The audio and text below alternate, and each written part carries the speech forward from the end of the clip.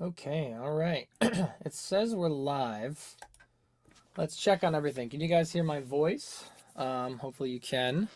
Can you hear? Let's check on piano. Let's see. Can you guys hear this? 1, 2, 1, 2. Maybe I should check as well.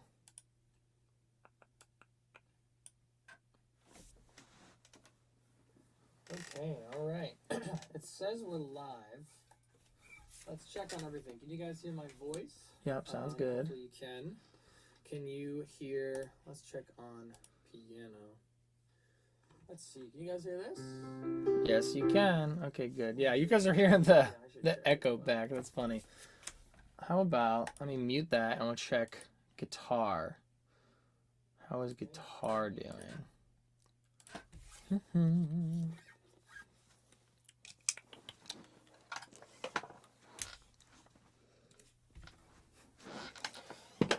So you guys can see this. How about this? A little bit of a callback to last week's. Sound good? Can you hear that? Everybody?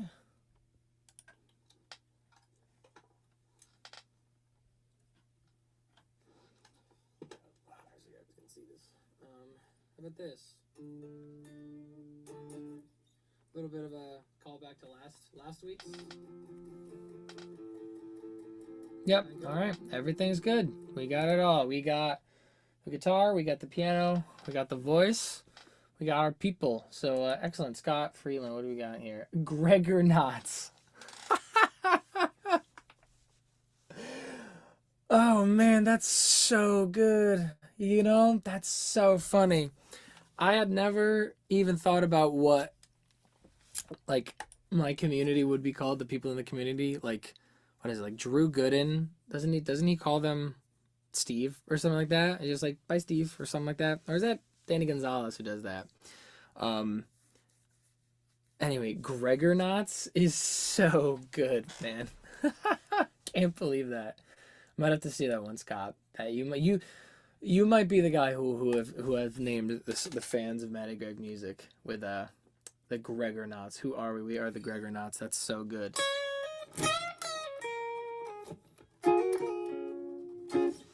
That was nice. Who are we, guy? What is up, everybody? We are talking about Leave It In My Dreams. Leave it in my dreams. This is a great song. This is a phenomenal song. This is the song. Let's see here. Oof. I don't have enough room. How about let's make it fancy. Dreams.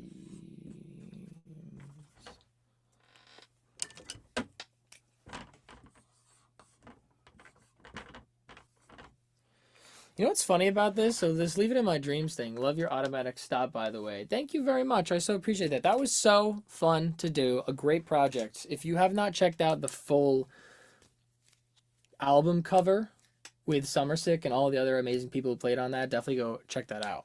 You know what's funny about this song, though? Because it's Leave It In My Dreams by... Oh, man, this green is bad. I just got to throw that over there.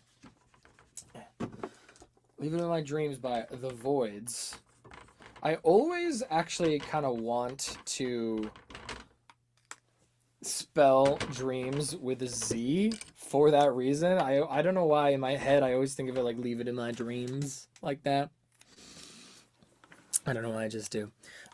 So Leave It In My Dreams. So I was calling this one a music theory let's play.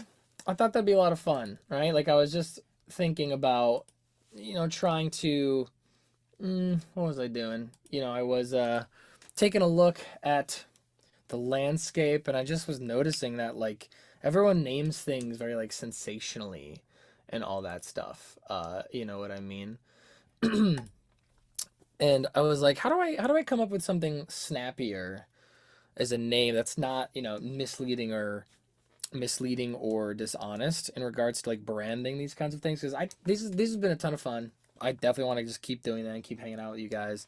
But I wanted to see what would happen if we named it like a music theory let's play. I thought that could be fun, right? We're gonna call that a Leave It in My Dreams let's play.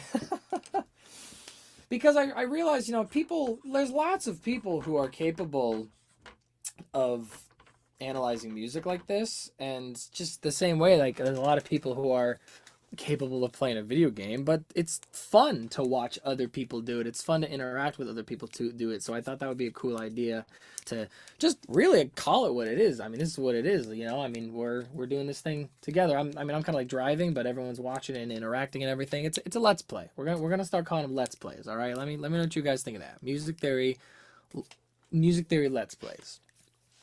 Let's play is funny and honest. Good. I'm glad you think so. My friend. So, let's talk about this song for a second. This song is absolutely phenomenal. It is, to me, I think, so if you look at interviews from the Voidz talking about going into Virtue, I remember them saying that they were all extremely proud of Tyranny, but that, it didn't really get any much success by way of, like, classic capitalism numbers. And so they decided to attempt to go for a similar thing, except I think they said like they want to make it a little more accessible so that they could continue to do the Voidz thing. I mean I think they nailed it out of the park. I think Tyranny and Virtue are both they're both S tier albums, just both crazy good. And what's funny about Leave It in My Dreams as the opener is that you might listen to that song as like the opener for this album and be like, wow, this would be such like a fun alternative rock like indie album. And then, boy, howdy, would that not take you on an absolute roller coaster? It's great. I kind of love it. It's like a wink as an opening track for that album, which is funny because in the middle of the album is a song called Wink, which is absolutely A+. Is there anybody here who's seen the Voidz live? I saw them at their Halloween show on Halloween a couple months ago with my girlfriend, and that was awesome. It was so good, and the band was great. You could tell everyone was in great spirits. It was a nice, intimate venue, but plenty of people. I think there's probably like 1,000 people in there. It's not a huge venue, maybe 1,500. I don't know. Not a massive venue, but an awesome place. And they brought their own front of house and their own PA, and they definitely had their own sound engineers and stuff because the mix on that show was amazing, and it wasn't too loud either. That was the crazy thing. I was like, this is you gotta you gotta give the respect where respect is due. Like when musicians, you could tell when a musician is like, hey, don't ruin my audience's hearing, please. It's a great thing, and that's consistently, I'll say, it's consistently at Stroke shows and Void shows I've been to. Like the mixes are never too loud. They definitely, I would assume that that's like part of their rider or part of their, yeah, they basically request, if not demand, that the sound at these concerts are appropriately loud, right? Have not only seen the Strokes 2 times. Can imagine seeing the Voidz. Cool. Yeah, exactly. Right, 100%. Beyond the musicians. Yeah. All right, so why don't we get right into it? So here's a couple of the things we have to talk about with this song. This is a tough song, I know. Like there's some complex stuff in here, and as you guys know, I always try to do the whole thing live, right? I wouldn't be able to call it a music theory let's play if I learned things ahead of time. Like I'm gonna listen and try to learn, dictate, transcribe, and analyze the songs live, right? I can't come to these and being prepared with some of the stuff being known, because then you guys wouldn't be seeing the actual process of analysis. Because the second you start learning notes and putting fingers on your fretboards and fingers on the pianos and stuff, you're already analyzing. You're like, oh, we're in this key, oh, and we're doing that thing. It's automatic, you know what I mean? It's like you can't say, don't think about elephants, and now you're thinking about elephants kind of situation, right? So I'm constantly getting blurry on that webcam. I don't know what's going on. Regardless, for that reason, honestly, I'm a little nervous for this one because, we there's some complicated stuff in here that there might come a point where I would say, hey, it's probably not worth it. It'd be a waste of all of our time for me to sit here and like going over and over and over to try to figure out these little bits. So we're going to be open to using the resources if they're there. If the resources are there, we're going to use them. You know, if we're like, I don't know what's going on here, guys, it would take me a while to figure it out. We're going to go online and there's a couple of things we could do, right? There's so many tools at our disposal, resources, let's use them. We can go onto YouTube, slow it down and hear it at like half speed and try to pay attention. Try to listen at half speed and see if we can figure it out by there. We can look up live videos and see what their fingers are doing on their fretboards or stuff like that and kind of see what's going on. And then furthermore, you know, if there's a tab out there, then maybe we'll use that, right? But just so you know, like we did Adults Are Talking, we did part 1 of Obstacle 1 by Interpol, and we didn't have to do any of that yet. Something I would not be surprised if this was the one where it's like, all right, guys, we gotta go pull out some resources because this one's pretty tough, right? Yeah. You're not hacking. I respect the process. Appreciate building from the ground up. But yeah, I think it will be fun too. Hacking, like the gaming term. That's right. Let's pump up the gaming lingo. Pump up the gaming lingo for the Music Theory Let's Plays, right? You guys are gonna have to let me know what the POG is at the end of the game. Or at the end of the game. At the end of the live stream, the POG, the play of the game. Hello, Leo. How are you doing? So, you guys know how it goes. As always, I'm offline. Spotify says I'm offline. Well, Spotify is wrong. What's up, Leo? So, let's do it. Let's go to Leave It In My Dreams by the Voidz and see if we can start parsing out. I mean, I've heard this song 100 times, obviously. Mm-hmm. Nice. Right. So obviously a great little intro there. Not too much, just a little guitar bit and a little bass bit that I think is more or less foreshadowing already. The is that not? You know, somebody's taking much too long. Somebody's taking, right? So right in the beginning of the song, we're getting some live streaming, which is great. Yo, Alicia, what's going on? What's up, Alicia? So, first things first, we got to find out, see what key we might be using. Again, we're not going to say, oh, we're in major, we're in Dorian, we're mixed lady. I don't know about any of that stuff, per se, but what we will be doing is just seeing what scale we can be using, right? So, I know when we were doing the Adults Are Talking one, I was like pretty quick to say, like, well, we're using F major, and people are like, are you sure it's not this? Are you sure it's not that? And I'm like, well, I don't know yet, but what I do know, because of tonality and stuff like that, that at least these are the notes that we're using in the scale. So that's our first step, is to see what that is. Man, I gotta get some pliers and tighten my input jack here because it's kind of loose. Come on, Denmark, what are you doing? Okay, so let's just start with the Leave It In My Dreams intro. Let's just start just with that.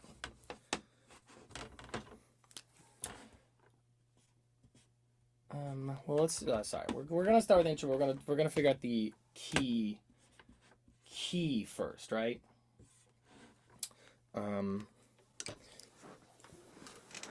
Cheers from Brazil. What's up? Cheers from Brazil. Great to see you, Bruno. Great to have you here. Okay, so first things first, we gotta dictate, right? Use our audiation and figure out where our root is.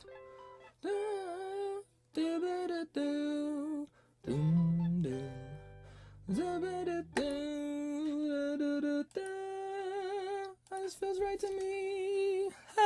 What is that, a G? I was right, it's a G. So I'm more or less in tune. We're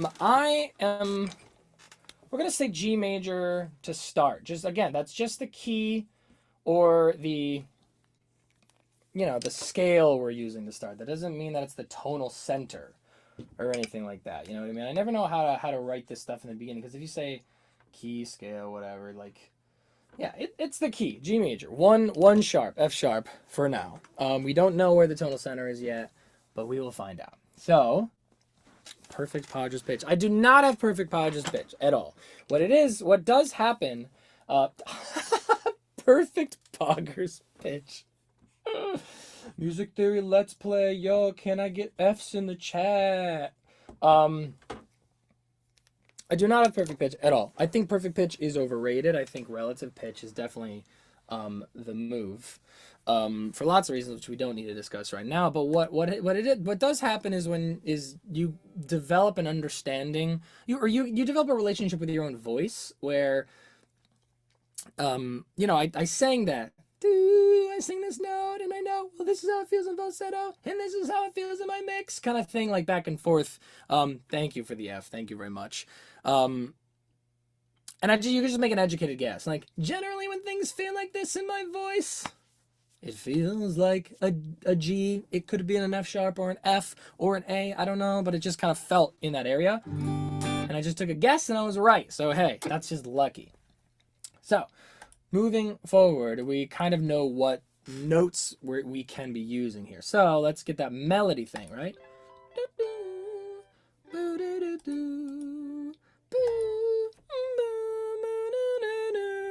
So we end there. That do do do do in the QG. So do do do do do do do. Okay, so we got our 2 3 2 1 to the 6.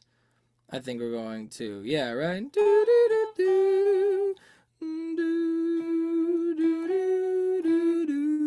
Yep. Okay. So right off the beginning, we have 2 3 2 1 6 7 6 5, or re mi re do la ti la sol. Okay, so let's kind of start in there with the guitar intro. Start getting some stuff down right off the bat. We kind of do this 2 3 2 1. Is that too small for you guys? Can you even read that? That's probably too small for y'all, isn't it? 2 3 2 1. Do do do do. And then we have 6 7 6 5. In the guitar there, which is basically, like it's some tonic function and then some dominant function, which is setting up to keep going, right? So tired, I can't speak Portuguese either. All right. Oh, you guys are having your own little conversation. I love that. That's great. Community, man. Community has been a big thing. I've been really astounded and grateful for the amount of community I've been seeing in the chats there. It's been awesome. And we were just repeat that, right? And there's that lower note too. So let's see what that lower note is. Right? Is that just holding off the 1 there?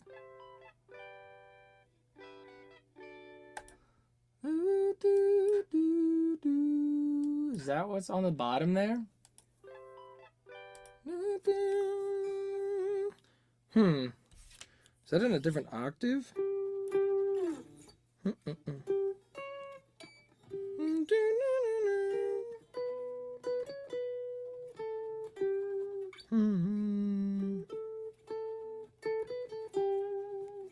Right, let's see here.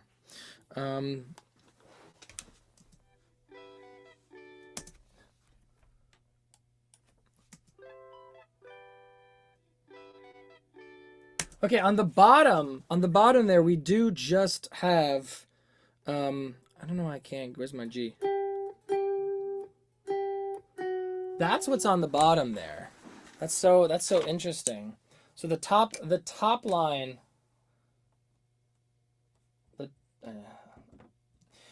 you guys alert, anyone joining us for the first time, you will see I'm really bad at figuring out how much space I need to be leaving on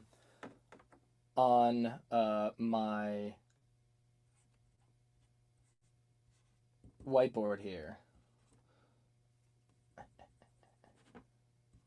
2 3 2 1. And again, you guys let me know if this is too small for you. I can absolutely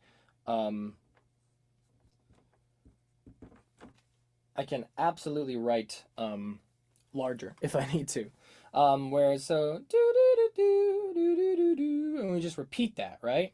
That definitely is going to repeat. And this guy does 1 1 1 7 on the bottom there. So it is kind of looking, yeah, I mean, we're just seeing that nice little cadence setup here. Da, da, da, da. I like the idea of shaping the numbers. Higher goes up, lower goes down. BRB. Yeah. Yeah, I mean, you know, I'm a very, very, very visual thinker. Musically, right? I'm constantly kind of seeing things in like shapes, but like not in sheet music. That's actually the weird thing about it. Is that like I do think very visually about music, but people would think, oh, so you think in sheet music, or you could see that stuff. And like, no, not at all. I just see more like directions and shapes, and like honestly, a lot of times I see like visual. So in my head, I kind of like feel like visual metaphors and stuff. Need the big whiteboard, Charlie. Yeah, I feel like Charlie in Always Sunny when I'm like making all these like connections about music and stuff. I'm just like, it's like this, man. I feel like just like that. Okay, so how does he do that?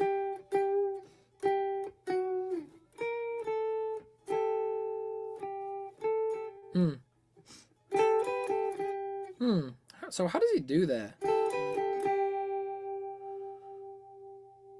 How do you think he's doing that? Do you think he's going like across a bunch of strings and stuff in terms of octaves? Is this 2 guitars? Are they lying to us? How is he doing this?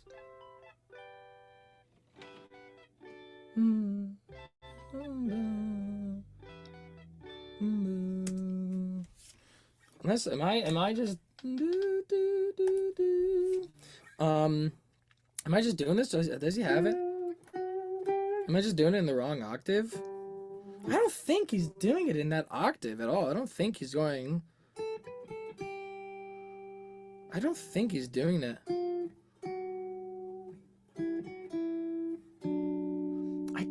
it's in that octave. How is he playing this like that? This might be one of those things, right, where we G major triad. Well, what do you mean, right? I mean, yeah, there is.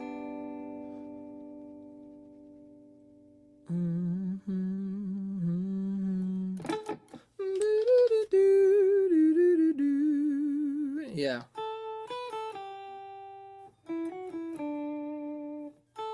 It kind of, to me, the tone feels like he's doing it more up here, right?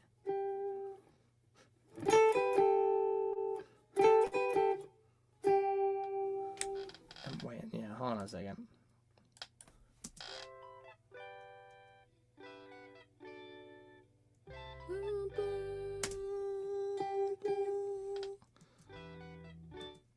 Oh, is this whole thing just a way? Is this whole thing just so much more of an octave? Is he playing it that high and that's my mistake? I mean, did I get my original one in the wrong octave? Oh, yeah, exactly. Okay, I had the original thing. I had the whole thing, the original thing in the wrong octave. Yeah, so something like that. Except he's probably playing it over here, something like that, right?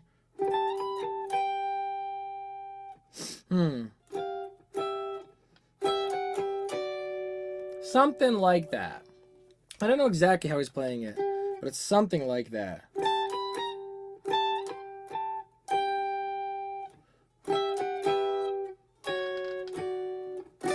That's how he's ending. Something like that. I'm onto it. Thanks, Scott. Something like that. Point is in this octave, it's like, and then in this octave, it's. That's the point. What the fingering is not really what we're here for today, right? We are here for music theory and analysis of the music, not necessarily here for the exact fingerings of what he's doing, but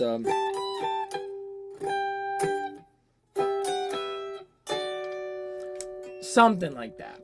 And this is the part where I say, well, maybe it'll be fun to go look up how they do it live. Let's see here. Leave it in my dreams. Leave it in my dreams. Oops, not that one. Let's see here. Let's see. We gotta look up a live video of this and take a look at the fingering if we can. Let's see. Is this the late night? Man, that late night one is so good.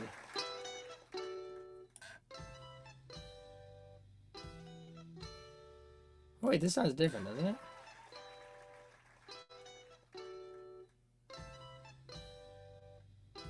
Well, that's interesting. That's different. Those notes are different live. The notes are different live, it sounds like, right? That 100% is do do do do on the lower bit. 100%. And then on this one, so on this one the lower note is different.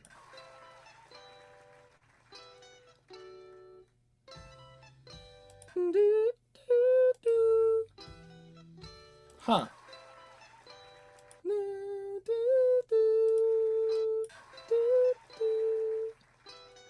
It's different.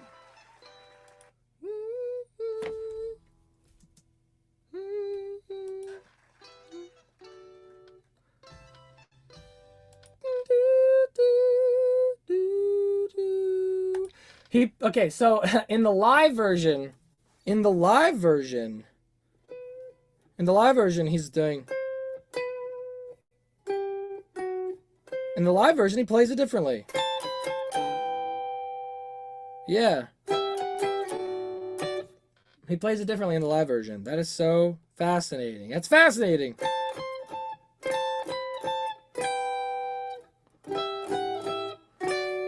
That's what he plays live. But on the we're gonna write this down. We're gonna writing this stuff down. This is so interesting. Live version. On the bottom, top stays the same. On the bottom, he plays 4-3-1-7. So he changes it up because it's easier to play. That's why. That I guarantee you. That's why I'm betting money that when they composed it, they wanted it like that with the 1-1, and it's difficult. It's really difficult on that stretch there.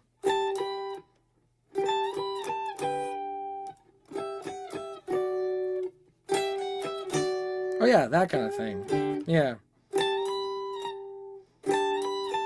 I guess it could have been easier if they did something like this, right?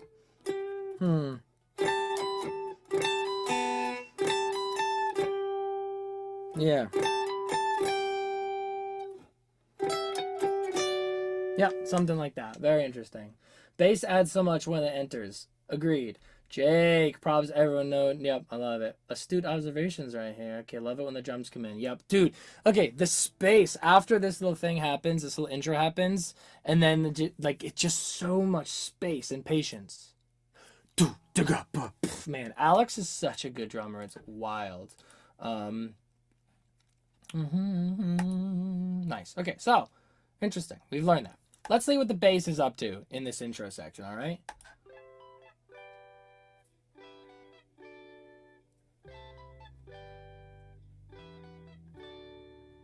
Ooh, interesting. I think the bass goes down to the G there. Or does it go? Do, do, do. Whoa, my A string is way out of tune, I think, right? Do,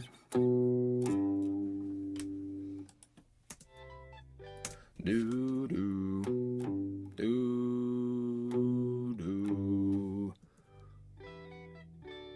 do, do. Whew, that's some low shit. I don't even, like, dude, when the stuff gets that low, sometimes it's really hard to even hear it. That's a standby, yep, and it pays off. Voidz are bonkers. Yeah, agreed. That's low. Do. Oh no, it's 4. He goes 4. It's 4, 4, 1. That's what he does there. Makes sense.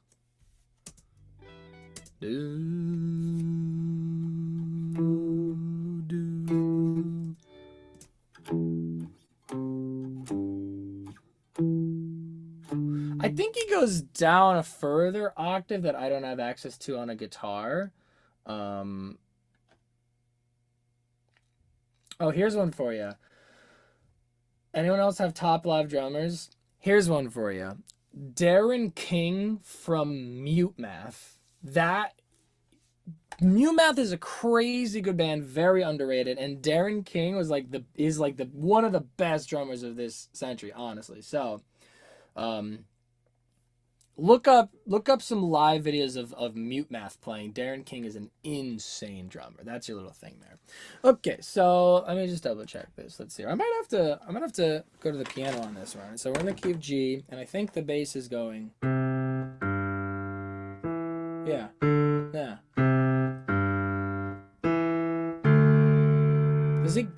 Do we think he goes down to the 5 there? I'm not sure actually if he goes down to the 5 on the bass there. I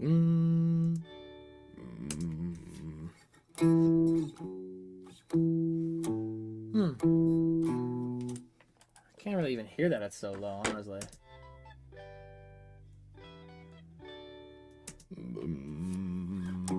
I think he goes down to the 7.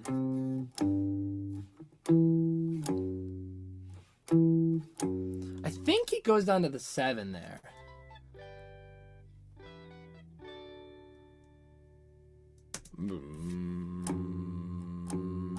I think he's 7. I think it's 7. Yeah.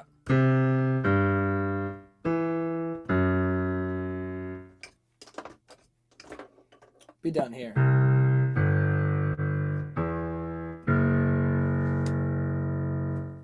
I think. I guess we're gonna. I guess we could always check it live if we got it, kiddos. Let's see here. Yep, Scott Freeland just said Darren King Mute Math. Dude, he agrees. Let's see here.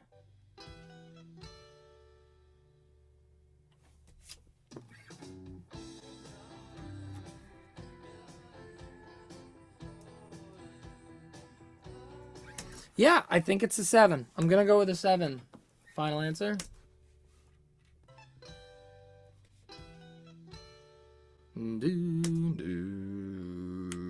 Yeah, I'm going 7.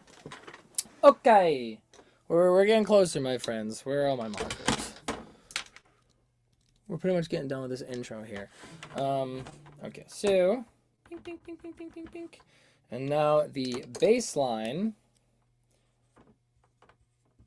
hitting us with a 4, 1, 6, 7, which is pretty cool. So, you know, honestly, I kind of expected this to be a bit of a sequence kind of situation, but I'm not really seeing it here.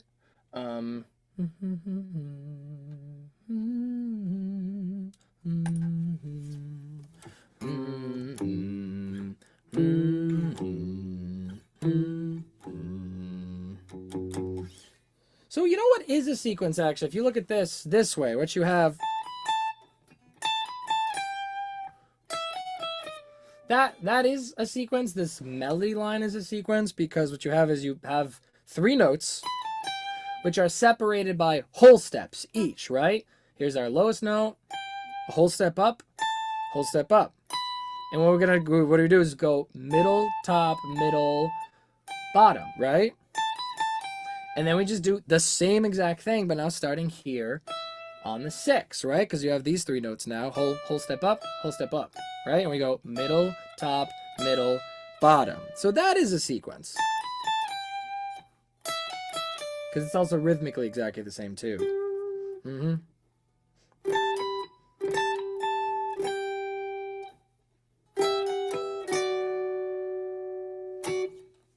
And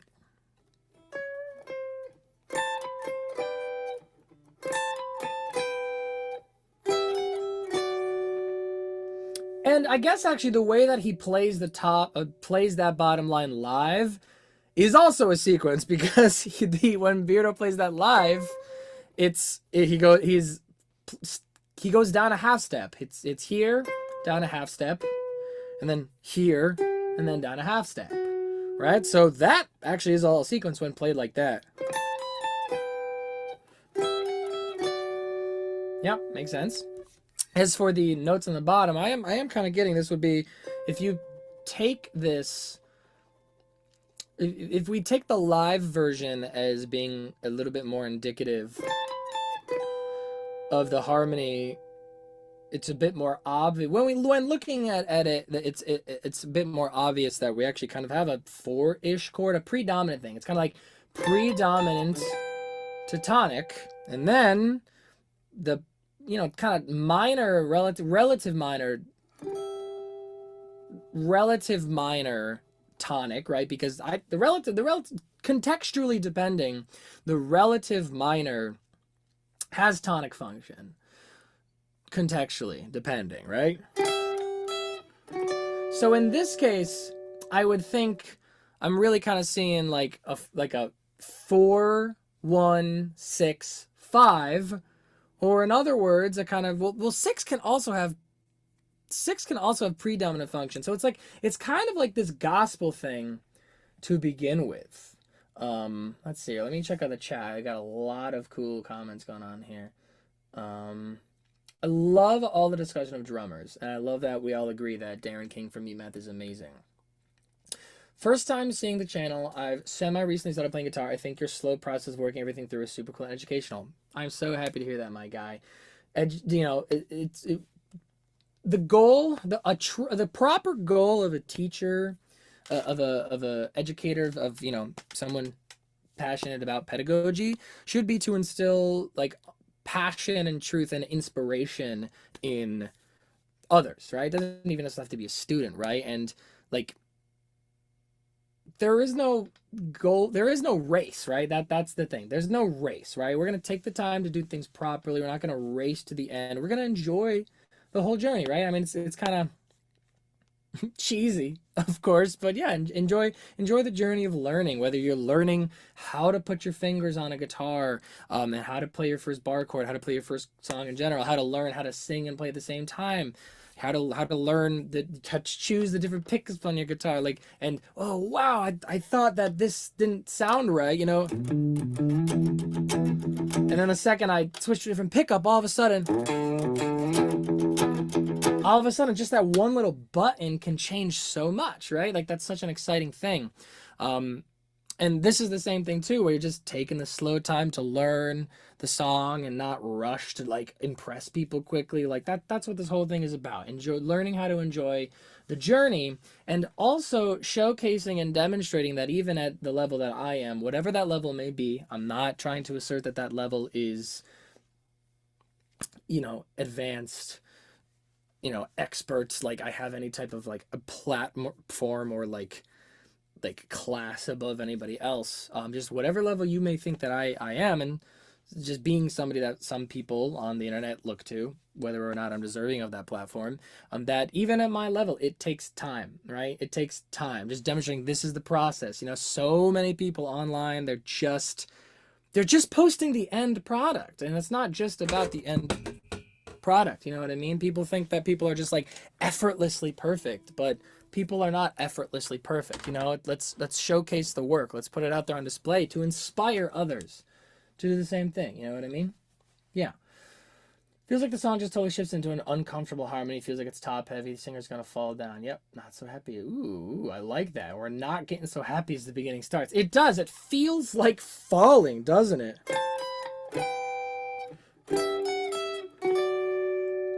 Yeah, right? There is definitely this downward motion, both like literally in terms of the notes, but also again this like kind of gospel, like predominant resolution situation also does feel like it, right? Learning, I've been learning for about 1.3 years. I avoid music theory like the plague most of the time. you know, you can avoid music theory if you want. You know, if you want to go your whole life playing your guitar and you're enjoying the way that you're going about learning things and you just don't want to touch it, just don't. Just don't do things that you don't want to do. You know, they say, like, with like personal trainers and exercise scientists will say the best workout is the one you do. It's more important to get your hands on an instrument than it is to do things the right way. Who says what the right thing is? You know what I mean? That's the same way, like, yeah, working out. I go out on a run with my dog for 15 minutes. Who says I have to run? Who says you have to work on running to get like a 6-minute mile and running for an hour and a half straight? No, I go out and I get my heart pumping for 15 minutes running around the neighborhood with my dog, and that's great. Theory's fun. It can be a bit overwhelming. I like how Maddie does these slow the whole thought process. I appreciate that. Thank you, new friends. Yeah, no skipping parts, assuming everybody already knows that. Yeah, of course. Like, there should be no assumption in terms of where everybody's on a different journey.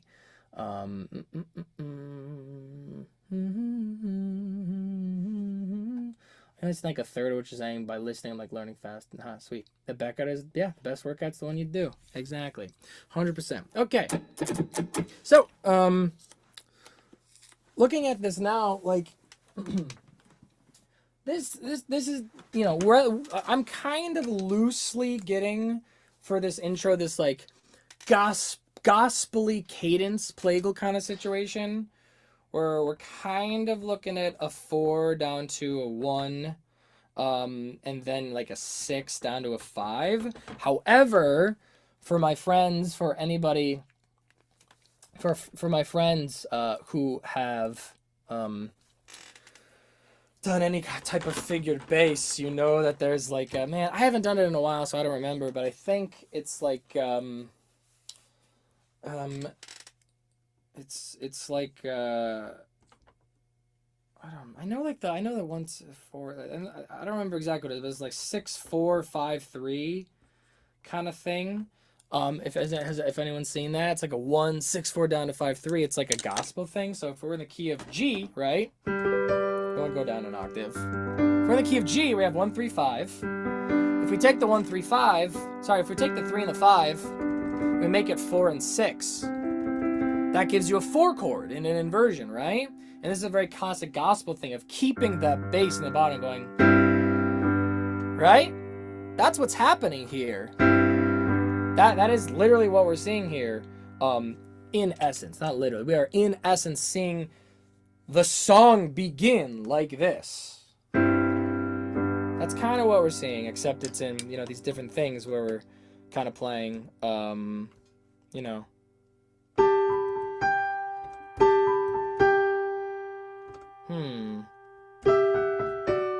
Right? It kind of starts with this.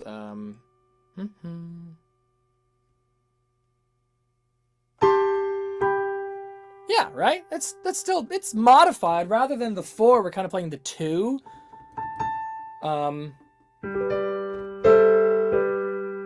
Yeah, see? You could do the gospel way, the major 4.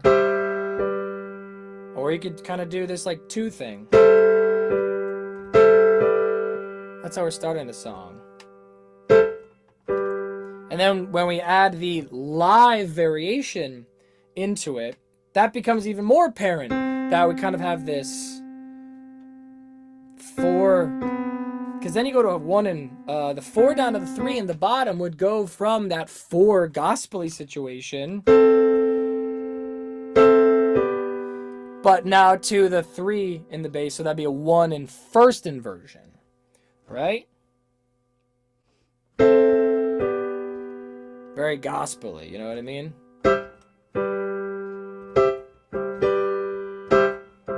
We're starting that from this kind of like loosely, there's like 1 6 4 5 3 gospel situation, to the same thing, but kind of the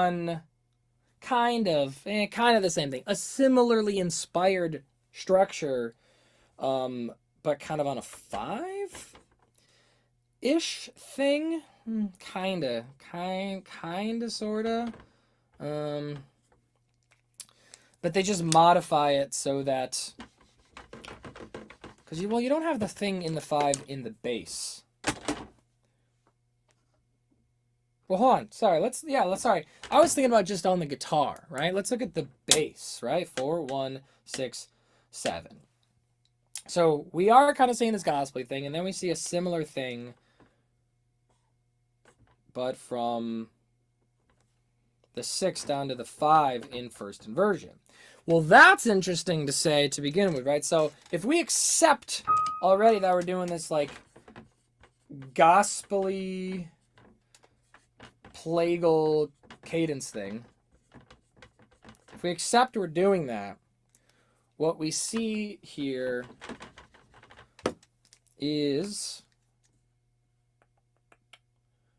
kind of a 4 down to a 1 in first inversion. And then we do a similar thing, but now we have a 6 to a 5 in first inversion. Oh, sorry, but we have a 2. We have a 2 in the main melody there, so like it definitely could be considered like a 2 in first inversion. And the 2 chord is just the relative minor of the 4 chord. So it still kind of works. It's still that predominant function situation. Right? So and now we repeat that same thing, but kind of on a 6 chord-ish situation now. So now down here to the E minor, down to the 5, right? Yeah. Kind of the 6 in first inversion kind of thing.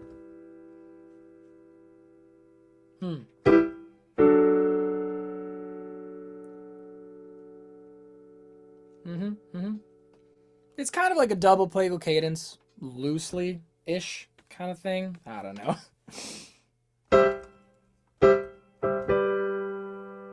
We do that, and then we repeat the similar thing, but now here, kind of on the 6 to the 5 chord instead.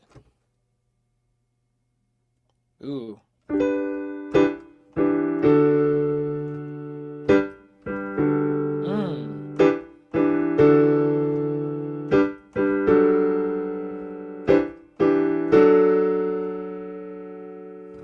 That's the vibe. That's generally what is happening here. I went when you did that thing. Yes. A cool connection. Influence show up in Voidz music. Dude, yes. Voidz music is all over the place. It's wild. I absolutely love how varied they are with their style. It is absolutely wild. So, yeah, this is generally what is happening in the intro. And why are we spending so much time on these like 5 seconds of this song? Because damn, is it a good intro, right? When I hear that guitar part, I absolutely am hyped. I love it. And also, it's foreshadowing, right? It's foreshadowing for the bridge, I'm assuming, right? Foreshadowing, which is really, really cool because that's just how you know that they probably wrote the whole song. And I know I saw in an interview once that they were talking about with this song, they called it, I think it was Jeff. I think Jeff said it was a potato head assembly. As in where, you know, one of them brought in this idea, and then the other one brought in this idea, and then another one brought in this idea, and they were just like, what if we just tied these 3 together in a song, and boom, you have verse, chorus, bridge, right? And it just worked out really well. Sometimes that kind of, when you get the right group of people in a room together collaborating, that kind of magic stuff just happens. And so presumably they kind of wrote the whole song, and then they were like, how they assembled the whole song and arranged it. And they're like, well, how are we going to start this off? And they're like, well, let's start it off by like foreshadowing this bridge thing, right? Because we know the we know that does come in later in the song, and especially with the somebody's talking much too long, somebody's talking much too long. I'm like so looking forward to getting to that part. So this is generally what's happening here. Very exciting, very cool. Let's move forward. Let's see what else we can get at here.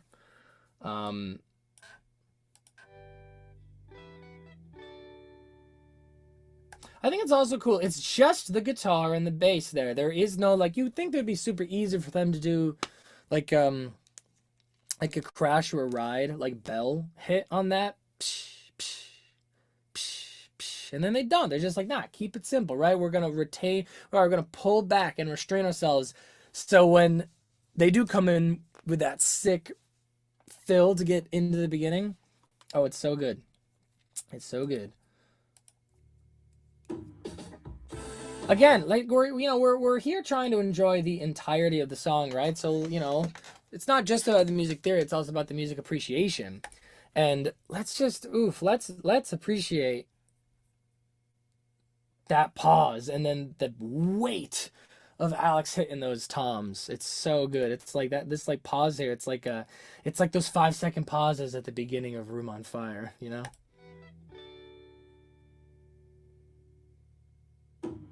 That's like 4.5 seconds.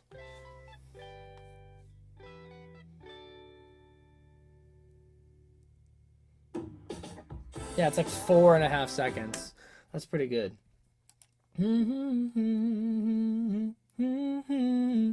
Okay. Now we're moving into the verse, and we gotta take a look. Now we're moving into the verse. I'm gonna retain this keyboard if you need to refer back to it. But now we're gonna take a look at the verse. We gotta start with the bass. You know, when you got your full band stuff going on, and all the cylinders are firing, we definitely gotta take a look at the bass. Boo-doo-doo-doo. Boo-doo-doo-doo. Let's listen.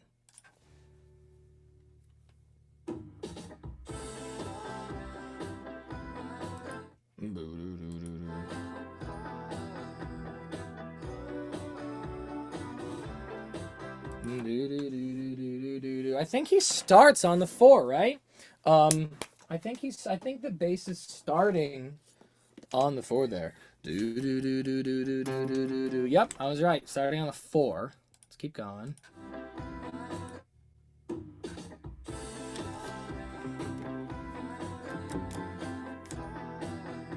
I don't know.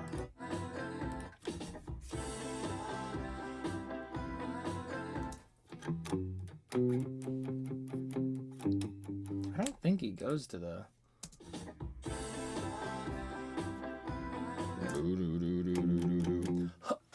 What?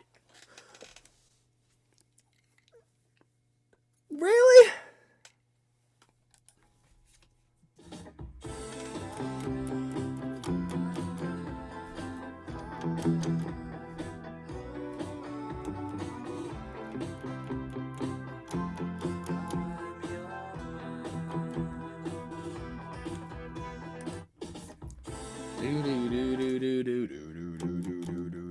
That's so, guys, I heard that this is the interesting thing, right? So when you adjust your scale degrees, when you get your scale degrees, the modified scale degrees, so like your flat 7s, your flat 6s, your sharp 4s, those kinds of things, they're flat 3s, they usually tend to still have the same function. And so I knew I was hearing this 4-ish situation to begin with, and then I knew it was going to a 7. So I went down to our natural 7 because we were in G, right? Like clear as day. And so you go to the F sharp there. But I heard the 7. I went to the F sharp and I'm like, that's not right. Wait, did he go to the 2? No. Did he go to the 1? Certainly not. And so I'm like, wait a second. He immediately, wow, right here, what is this? 11 seconds in the song. We've hardly heard any music, and we did hear an F sharp, and now we get big fat F natural. Big fat F natural, big fat flat 7, right here. That's pretty sick. That's pretty sick. So let's look at our bass, right? Our bass is hitting us with a 4 to a flat 7, and then it goes down to a half step to the 6, which is cool because you're like, well, a flat 7, am I gonna get a flat 6? Are we going minor? Nope, still a natural 6. All right, very interesting. And then what does he do after that? There's something else after that.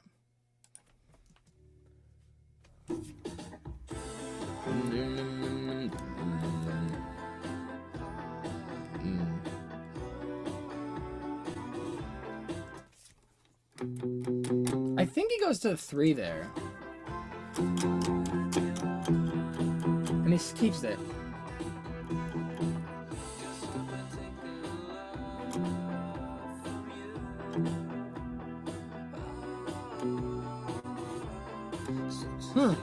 That's a cool group of notes for a bass line.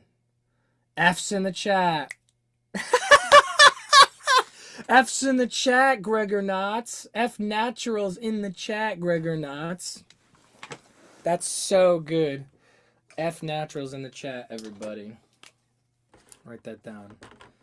F Naturals in the chat. Music Theory, let's play. Let's go. Let's go. F Naturals in the chat. So nice. So we get, we kind of get, I mean, there's some fancy way to write this. So we have the 4 down to the flat 7, down to the 6. And then ending 1. Am I gonna be how sheet music-y about this am I gonna be? We could do it like this. Yeah.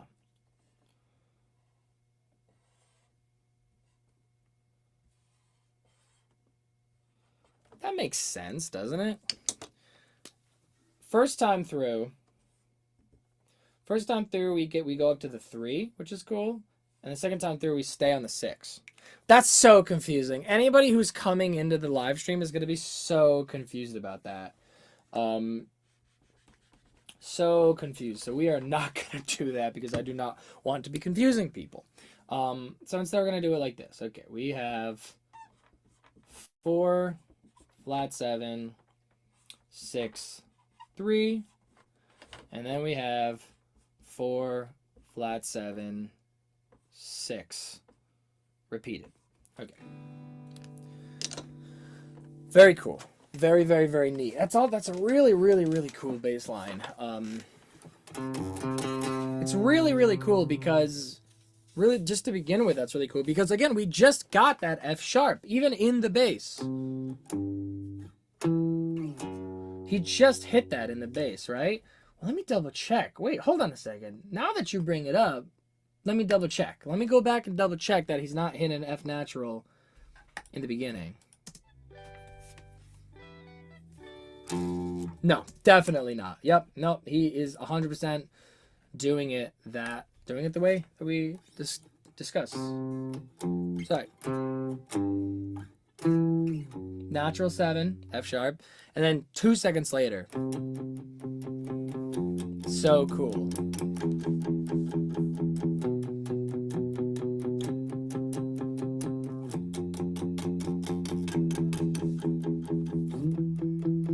Very, very, very nice. Very, very cool. Because, so we start here on the 4 in the bass. Everyone knows the 4. 4 is great, but 4 is whiny, right? The 4 kind of has this, like, slight tension to it. Because you can hear wants to go down to here. Da da fa, fa, mi, re, do.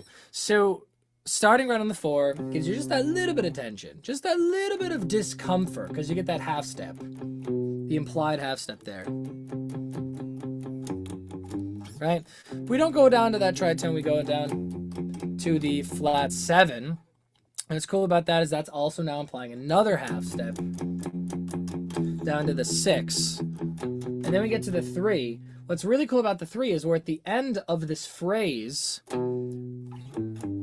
and we can kind of hear in our heads going back, oh, are we going to get that half step, almost like a resolution up to the 4? And that's cool because we're resolving, because generally those half steps are a nice resolution.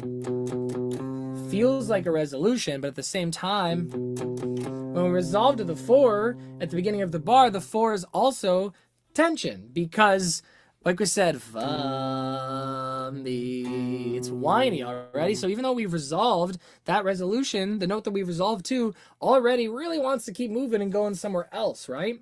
These are the little things that make that perpetual motion add up, right? A lot of half steps. They're just all half steps. Very, very cool. So many different half steps. The little guitar that bit there echoes the "Don't Overthink It" rhythm a little bit. Oh, I'll have to listen to that. Most beautiful song, Fire Electricity is good. Dude, Xerox is absolutely amazing. That song is so cool. I've always thought Xerox and Nintendo Blood too. I mean, I've actually, get this. If you guys, this is a tip I have for you. If you, I want everyone who's joining to be able to see F Naturals in the chat. Here's a tip for all you guys. If you have friends that you want to get into the Voidz and they're kind of, you know, obstinate to it because of how eclectic and interesting the music can be, I've gotten multiple people to appreciate the music deeper by saying to them, it's like video game music. Like, imagine you're walking around like some cool, like, secret underground laboratory and hearing this song play. Like, they'd be like, oh yeah, I can hear that, right?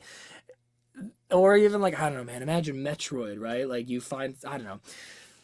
I get Metroid vibes off of a lot of Voidz music. That's a good way to sell it to people, right? Just put it for them in like a context with which they'll be more amenable to the interesting and eclectic sounds that they're hearing. Just tell them, think about it like video game music. Yeah, like a video game score. Yeah.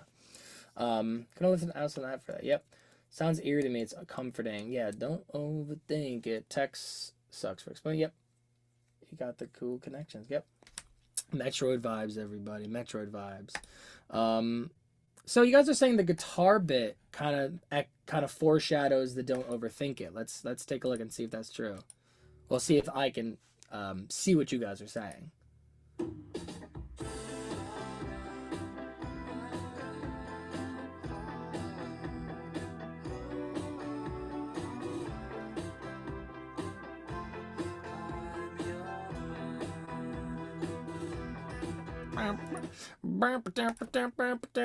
Oh, 100%. In fact, I would bet what happened there.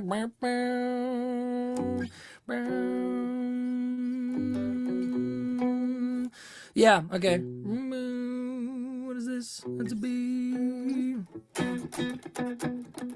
I guarantee you, I kind of turned it a little Michael Jackson thing, didn't I? I guarantee you kind of what happened. That would sound sick with a little distortion. A little hair on that, right?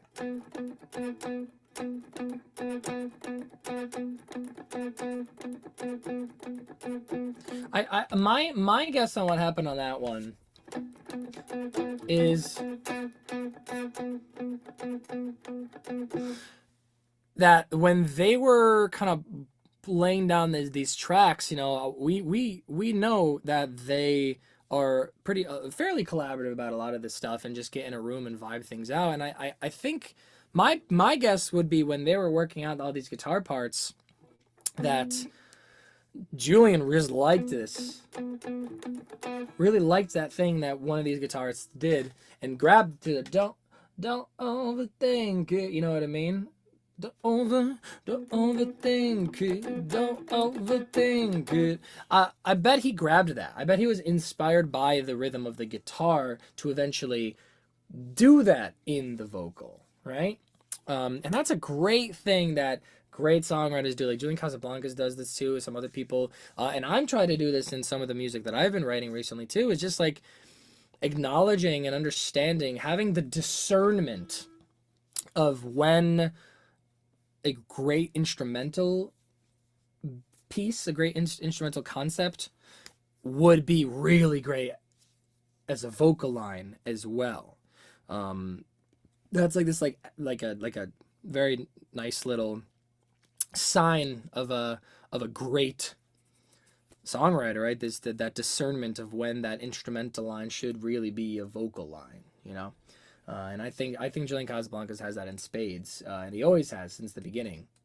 You know, when you look at even on the first record, how many times the vocal line just like doubles up with one of the other instrumental guitar lines. And you know, you have a lot of people who would think to themselves, honestly, like it's people think it's a sign of proficiency to like be like, oh, we're gonna figure out all these different parts for all these different things. And no, the two guitars got to be different, and the voices got to be different, and everything's got to be different. And it is certainly a sign of proficiency is when you can arrange and create all these different parts playing together. But it's another level above that to know when that's not necessary, to know and see and discern when, actually that bass can line up with that other guitar. They can do the same thing, and the vocal line in that other guitar can also be the same thing, you know, of when to come down to, yeah, you still got 4 voices playing, but to only have 2 parts that they're doubling down on is, you know, that's expert level stuff. And boy, the Julian and the Voidz and all these people do that real good, real well. Take me away. See, I've got to explain. Yes. Business Dog is in the chat tonight. 100% Business Dog. Get that done. What is that? Alone Together? That's in there, right? Yeah.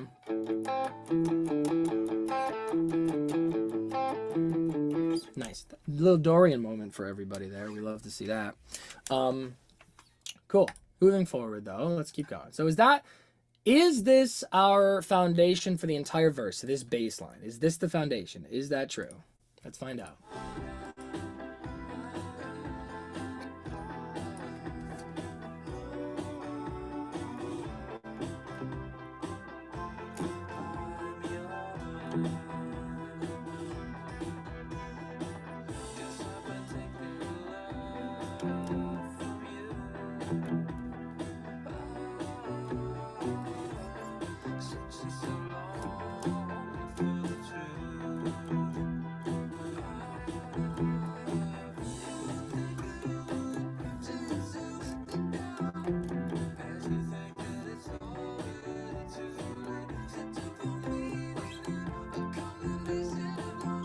Yep, great. That's so, God, that one part is so good.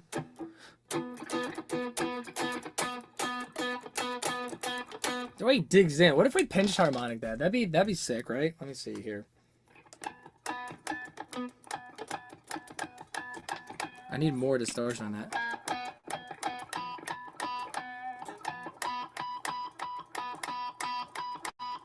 That'd be sick. Don't overthink it, don't.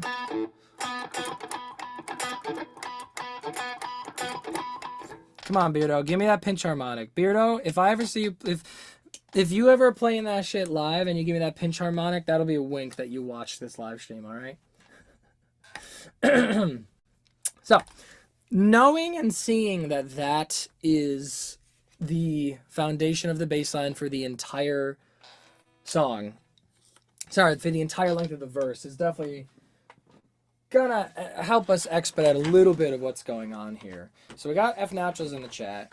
We also have Business Dog in the chat.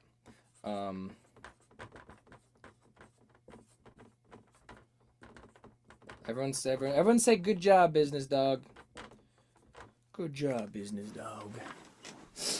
Moving forward, let's see here. Let's just, I don't know what we go for next. Let's take a look and see just what grabs our ears. What grabs our ears, what grabs our hearts in regards to this. Because this is not, I don't necessarily think that Voidz stuff is like the thing where it's like, I mean, with a lot of the stroke stuff too, you're just like, oh, we just figure out what's going on with the guitar. I mean, the interpol too, right? Just like, let's figure out what's going on with the guitar first. I don't know if the Voidz are going to be like that, where it's like guitar first, you know? Well, sorry, bass first. Obviously, always bass first. For you people trying to figure out and dictate stuff at home, bass first, okay? Bass first. I'm blurry. Thank you very much. I'm always blurry. No, not anymore, but I fixed it. Thank you, new friends. But I don't know about this one. Let's find out.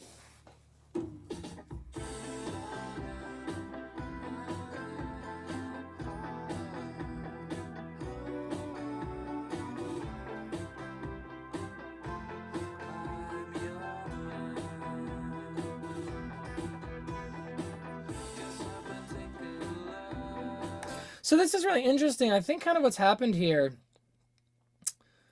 they have, I think Jeff is in the left with a keyboard, and the way he's playing the keyboard and the sound that he has on it makes it sound like it's a third guitar.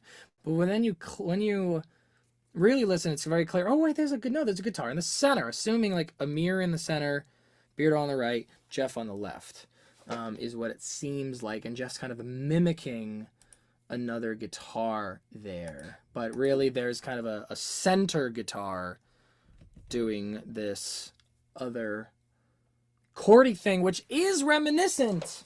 The chord thing that the guitar in the center, like behind the voice, is doing is reminiscent of this gospel thing that I was telling you guys about, this kind of thing.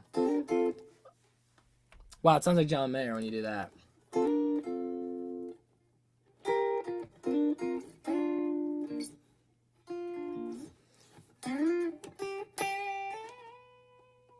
Sorry. Didn't mean to ruin our Voidz chat with little John Mayer. We're going to move past that, all right? Don't tell anybody.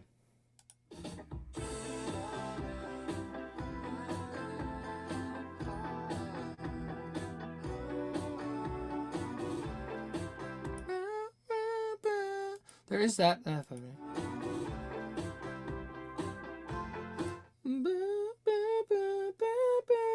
That's kind of what's happening in that center guitar, because that's, like I said, I'm just following my ears and seeing what is grabbing my attention, and there's that center guitar there, like way tucked in the back, which is chording, right? These kind of two things on the side, which I think is, it's a keyboard meant to sound like a guitar, and then another guitar. They're kind of just doing these like one note things, and there's something a bit more chordy about what's in the center, and that's just grabbing my attention. Despite the fact that it's buried in the mix, it is what is grabbing my attention. And so I'm just trying to see what is like kind of the melody hidden in those chords there.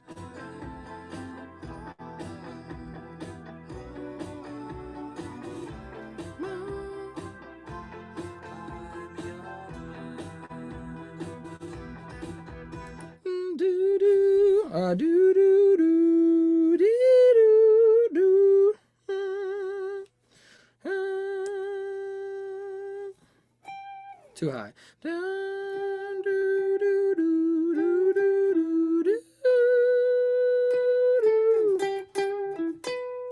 That's kind of happening in there. But probably, it's very stringy. It's probably higher up here. That's in there. At the very end there. But before that, it's kind of getting this, we're definitely getting this. That's just continuously playing in the back there.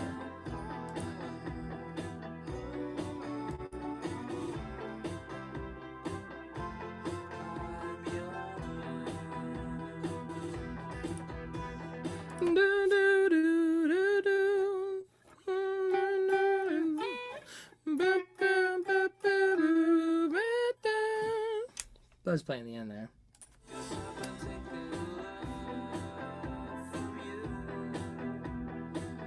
Woof. This is what I was telling you guys. This is some very layered stuff. I think I'm just gonna have to start throwing stuff down and just trying to piece it all together.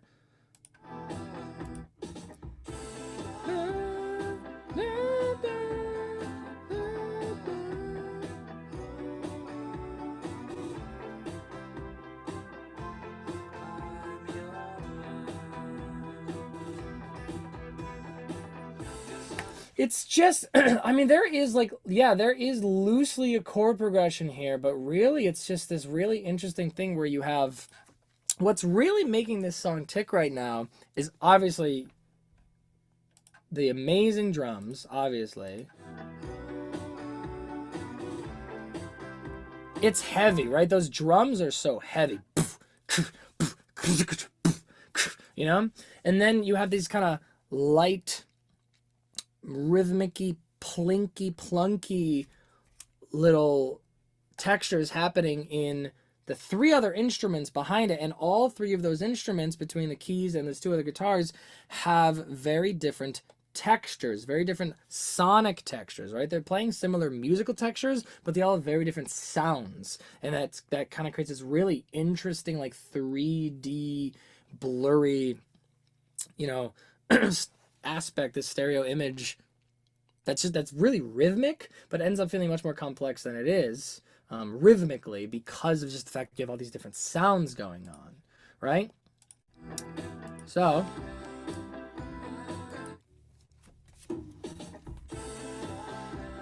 that's definitely a thing you're hearing. That's definitely a big one that's playing in the beginning. Except I wonder if we're not playing a 6 chord there, because it does sound pretty minor.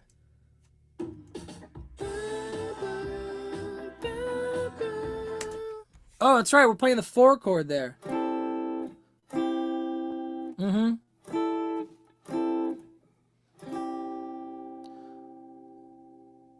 Oh, then we go to this flat 7 situation. Oh, really?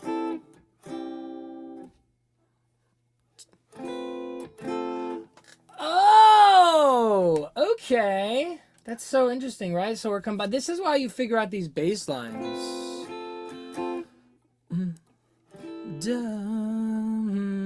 So we kind of have, it's like 4, this 4, we have a 4 chord, and we're kind of adding a 6 to it.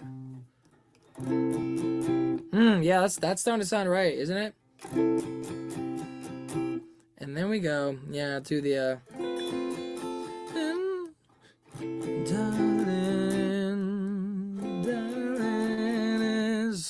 and then we go to the, yeah, the 6 there.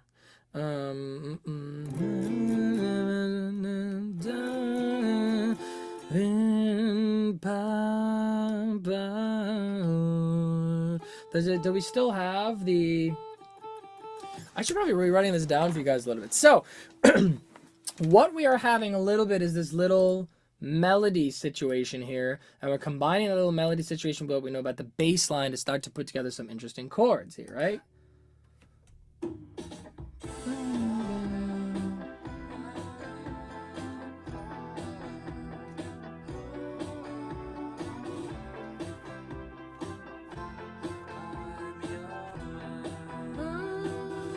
Yes, okay, so we do have this repeated melody that is in still considering G. I mean, I think we are looking, because we do have this. This is because we have this repeated line, we are still feeling like G is the tonal center. Still feeling like G is the tonal center here. And we have this, you know, re, do, mi, re, do, mi, re, and repeated, re,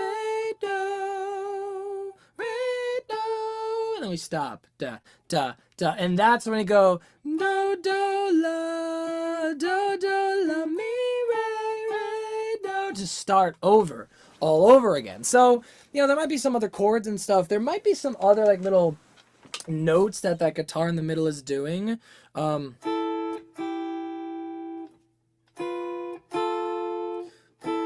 I think this is what that guitar is doing. I think, if I had to make a guess, just inferring, I think it'd be...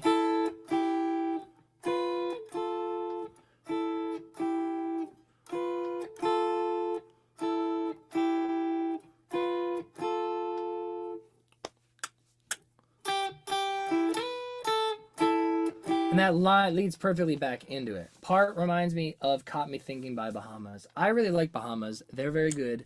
I was really into them because they had a really good record. Was that 2018 or 2019? I don't remember, but that one had they had a really good record on that one. So I think one of the guitars, we're gonna write this down. We're gonna call it Guitar Center. This is my audio engineer coming out. Guitar Center. We have this kind of stack that is 6. It's kind of like 6, 2 to 1. We're gonna call it that way. And then we have, oh, that's so cool! God, it's so cool. And then we have that flat 7 again. And we have that flat 7, and it's 3 down to 2. And we just repeat that a bunch, kiddos, until we get this do, do, do, do, do, la, mi, re. Until we get a do, do, la, mi, re. I saw somebody say that they really, I think it was Scott, they said they really liked me writing them out, so I'm going to do that. Do, or sorry, putting them like low to high. Do, do, la, mi, re. That's cool. Happening just at the end there. This is not the scale. Okay, everybody, don't think that's the scale. I'm gonna write that down. Not to scale. So, here's what I'm thinking so far already, right? We kind of had this really cool situation happening. Is this too small for you guys? You're gonna have to let me know if all this stuff is too small for you. So what you are kind of seeing loosely already is a 4 add 6. Can you read that? You can't read that. I'm sorry, everybody. I think I need more boards. I think more boards, bigger boards. Yeah. Maybe this is a good time to put out there, because I'm just like, hey man, I gotta get more boards, more markers, all this stuff. Is what it is. So I cannot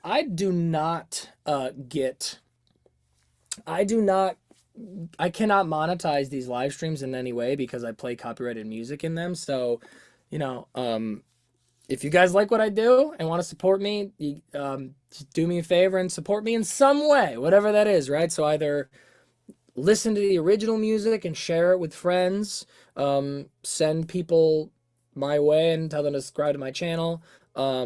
You can join my Patreon. You can take a private lesson. I'm going to be running a deal on the private lesson very soon. I'm going to announce some things soon, so watch out for that. Or you can leave a tip with the, we have the Super Thanks. I think on YouTube it's called Super Thanks.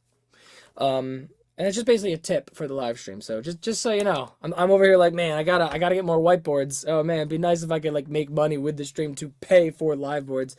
Don't feel obliged. Nobody feel obliged. You know, I'm happy to provide this content for free. If you would like to support me, those are your options. Love you guys. Appreciate it. So we have like a 4 add 6 down to a regular 4, which is cool. The 4 being the C in this case, right? And then we go to the... so what would you normally see in a flat 7 chord? Normally, you would have your flat 7, your 2, and then your 4.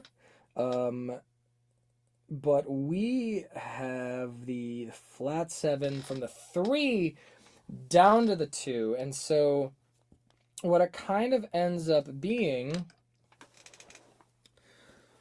is...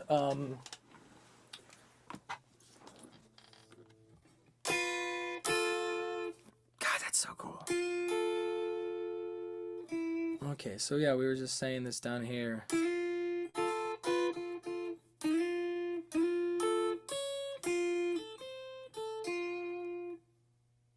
Why does that happen like that? Okay, so flat 7 to 4, major flat 7 chord, right? But having that 3 in that melody line right there. Hey, look at that. Buy yourself some markers or something. New friends, thank you very, very, very much. Business, F Naturals in the chat for new friends. It really means a lot. Thank you so, so, so very much. That's the first one, by the way, I've ever gotten on these. So I will remember you forever. I will try to remember everybody forever, but you in particular, have no worries. I will never forget. New friends was my very first Super Thanks tip. You're the best. Thank you. Okay, so flat 7 to 4, right? The 1, 3, 5 of that chord. Because of the way that the intervals would line up, when you have this kind of sus4, it's like a sus4 situation. It's like a sharp 11, basically, right? With that 3 there coming down on the 2, you do kind of end up with a sharp 11 situation. That's kind of what is a huge part of this sound, at least right here, is you get a 4 add 6 to the 4. You get the flat 7 sharp 11. It's an add sharp 11. I guess I'll write that down for you people don't know. Technically, by having that sharp 11 there, I am implying that all the extensions underneath would still be there, but that is not the case. Flat 7 add sharp 11. Ooh, down to your regular flat 7. So that's right off the bat. Everyone wants to know, why is this song so wacky? Why does it have that sound? Well, that's a big part of it right there. Let's celebrate the first super on a live stream. Hey, there you go. It says it right there. Do I click? Can I click and a heart on this stuff? Hundo's in the chat. Thank you. Oh man, I think I have all these interesting things on YouTube. I think I have all these like abilities to like do like custom stickers, custom emojis. What if we started getting some what if we started getting like who's a graphic designer who wants to make some like business dog and like F natural emojis and stuff for the chat? I like Felicia's idea of going all Charlie Kelly all over our Caesar pins. Yep, you're the best, Felicia. Thank you very much. You guys are so supportive. I appreciate it. You guys are the reason that I've been doing these live streams, because it's so fun, right? It's been fun because it's been fun to have you guys here. Right. So 4 add 6 to 4 to the flat 7 sharp 11 down to the regular flat 7. Darling,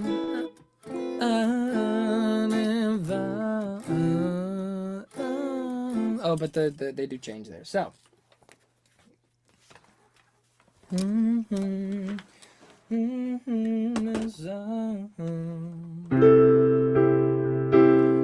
then we go to the 4 sharp 11. That would be very interesting here. That would be the, oh yeah, nice. God, that is some beautiful stuff.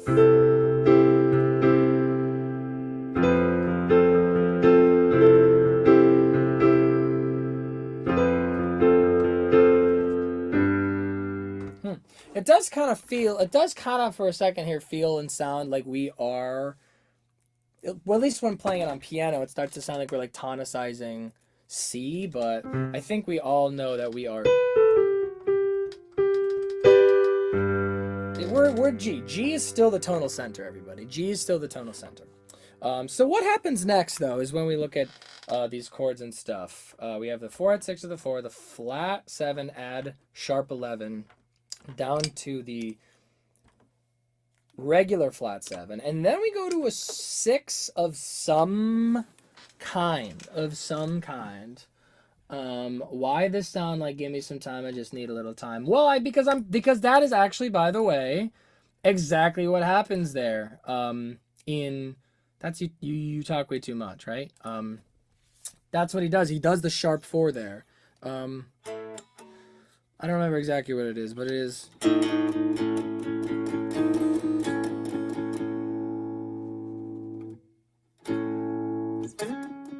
Something like that.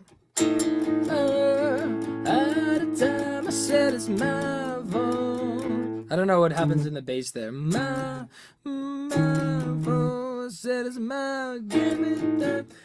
That's why. Because you got that sharp 11. That's why. And by the way, that same sharp 11, that is also what you get with the in the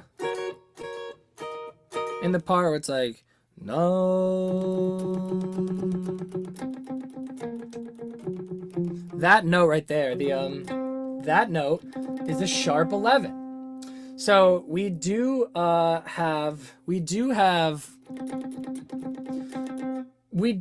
that this is a vocabulary that is used frequently in the stroke stuff, is that sharp 11 thing, which is to say a Lydian sound, right? I'm not saying it's in Lydian, but it is a Lydian flavor. You know what I mean? That sharp 11 Lydian flavor. It's like Lydian is known as the bright mode, right? When it feels really bright, like it's like the sun is too bright, you gotta close your eyes like that.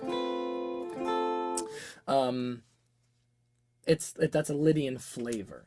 Let's see here. Automatic Stop, best song.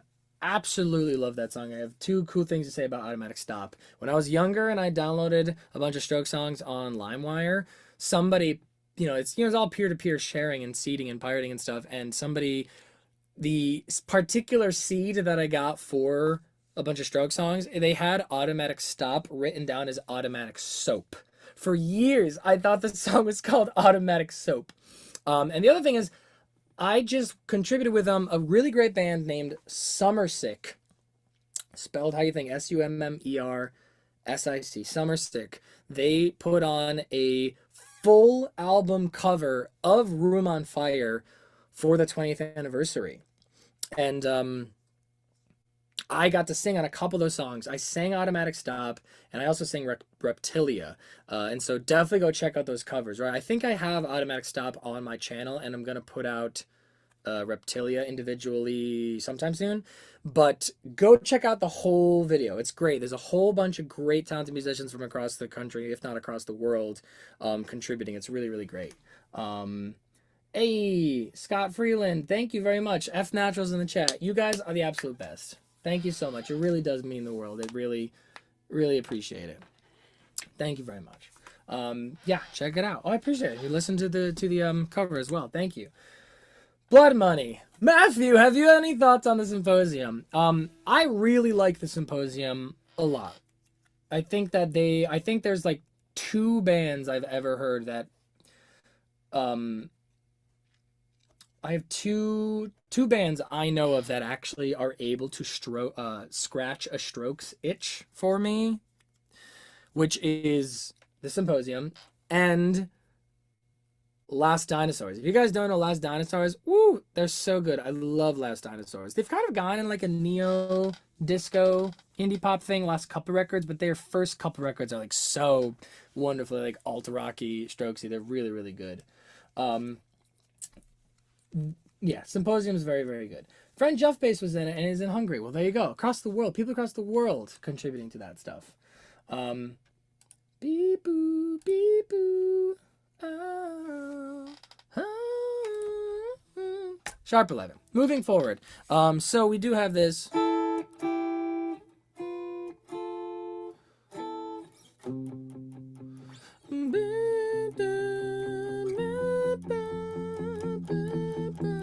Okay, so we have the 2 down to 1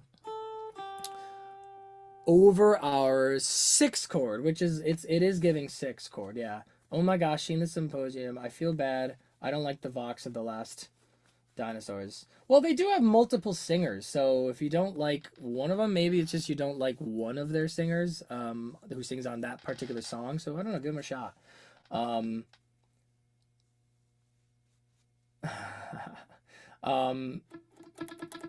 I agree. The Symposium is very, very, very underrated.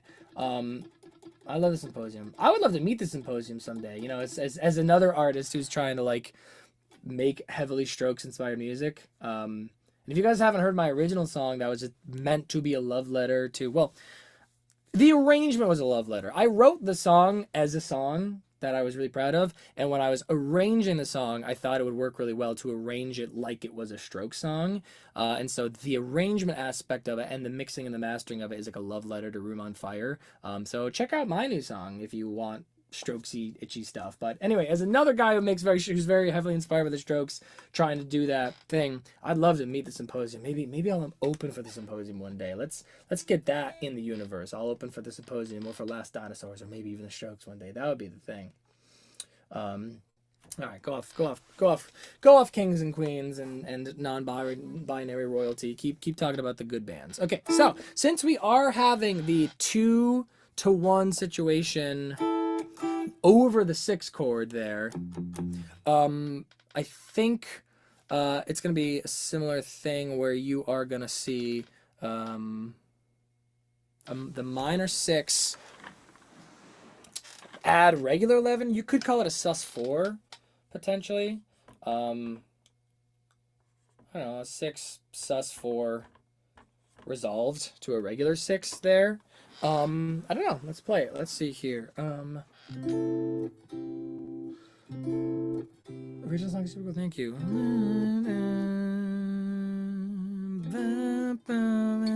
And then we go to an E minor with a sus4. Oh, no, that's not right. With the, that's the 3. Oh yeah, no, it'd be. Does that work?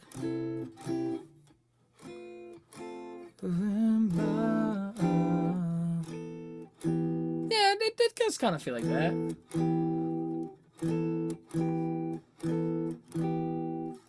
Ray Bull is really good. I'm friends with Ray Bull on TikTok, and they are definitely very talented people. I gotta call this out though. On one of their new songs, they straight up rip the melody from Hard to Explain.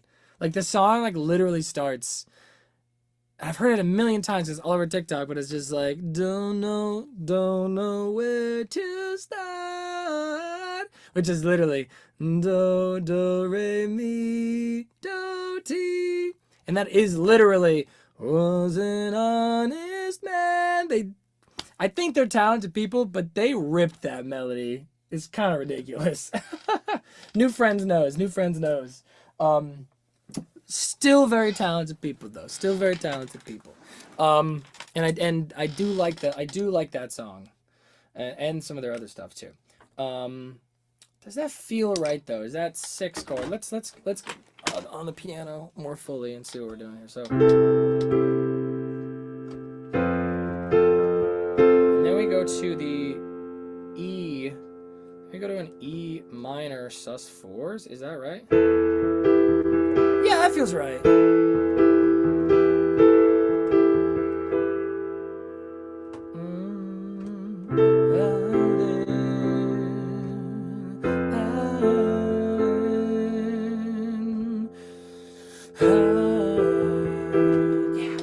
Yep, that is what we are seeing there.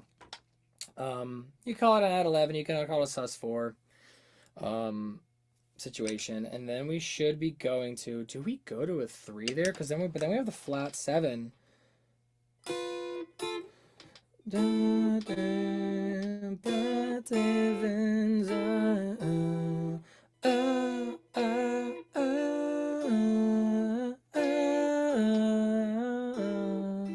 Okay, that one feels a bit odd there. Julian himself did say no original words have been spoken. Yes, 100%. Hey, Julian ripped Last Night from Tom Petty. True, absolutely. Well, Julian ripped Tom. Ripping like a vibe for a riff is different from just like ripping a melody. I will say this, and especially I have also like studied a bit of like music copyright law. Not that I think that copyright necessarily has too much of a place in art, but melodies are like the one thing that is like, yeah, you could definitely copyright a melody, 100%. You know what I mean? Yeah. Let's see if that. I support. Yeah. Hey, how about this? This is what we say when we're talking about this. This is my final say on this matter, and then moving forward. And this is the thing that I tell everybody as much as I can. Good artists copy, great artists steal. All right?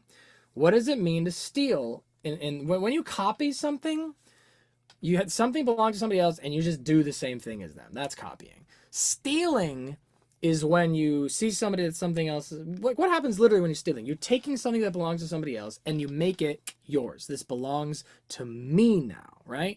And so what that means artistically is to make something your own, like truly just like take a concept, take an idea, take something and put your own spin on it and totally create something new off of inspiration. I think that's what that really means when you say good artists copy, great artists steal. The stealing means being inspired by something. And so I would think, you know, if I had to call it, like I would say that the Ray Bull situation is copying. They're just copying a melody. Is how I feel about that one. The Tom Petty one, it's somewhere between copying and stealing for sure. Maybe leaning a little bit more copying. There you go. But good artists copy, great artists steal. All right, that's how it goes.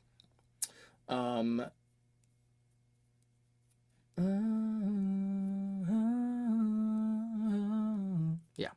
That's what I have to say on the matter. Good artist copy, great artist steal. Let's move forward. I was asking the question, is this line continuing over the... We're going to an F there. Then we go to the 6, right?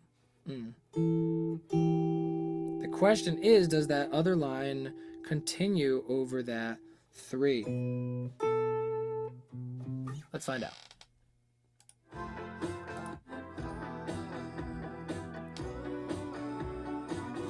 Oh, it's fine. Yeah, it seems like it does.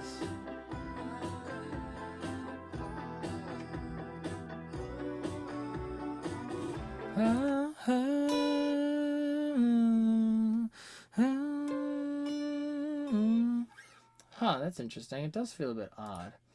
Yep, we are still 20 seconds in. Yep. Let's see here.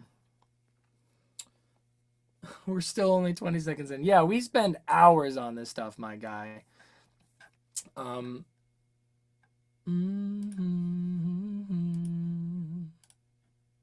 right, I gotta ignore the chat for a bit and get going.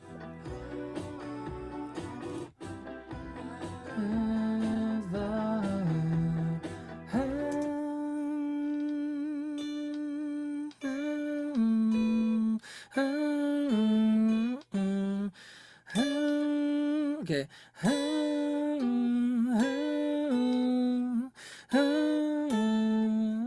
It still works because, yeah, he's kind of harmonizing with that line. But that is the question: is what is that other line playing underneath? Is it playing the 3, or is it playing the 5 with Julian?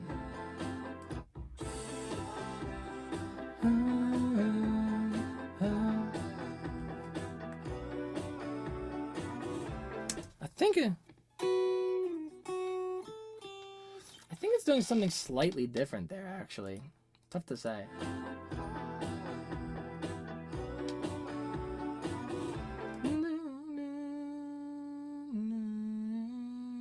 I think he's just doubling it. I'll keep listening and see what happens. Somewhere else later, some might be easier.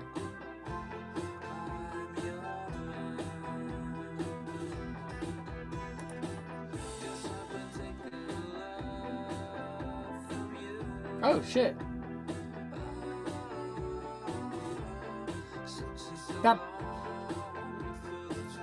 That strummy guitar underneath is gone now.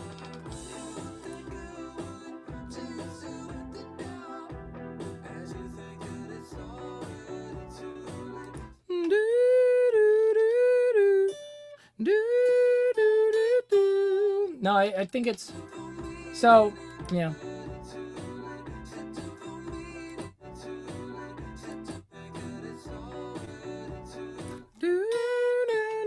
Okay, so I do think it is possible that that this guitar doing those strummy bits, I do think when we get to this part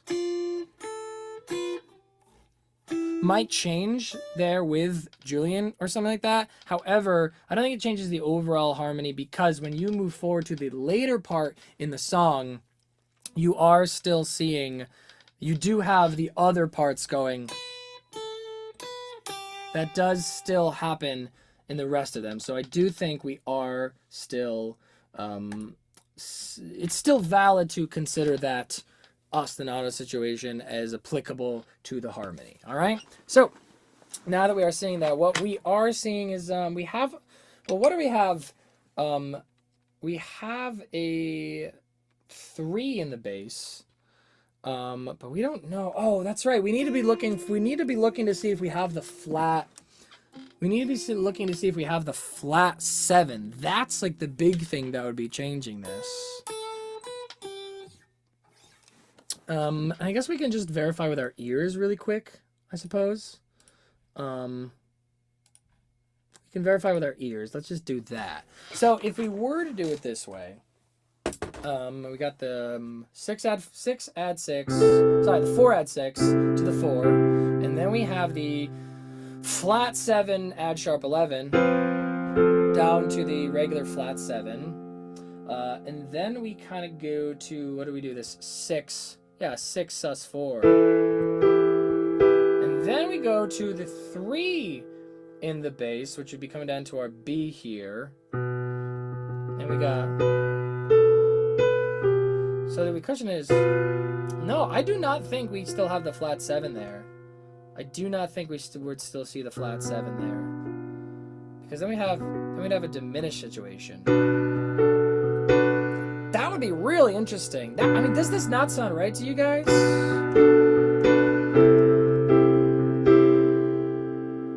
Yeah. See, sometimes you just use your ears, guys. Sometimes you just use your ears.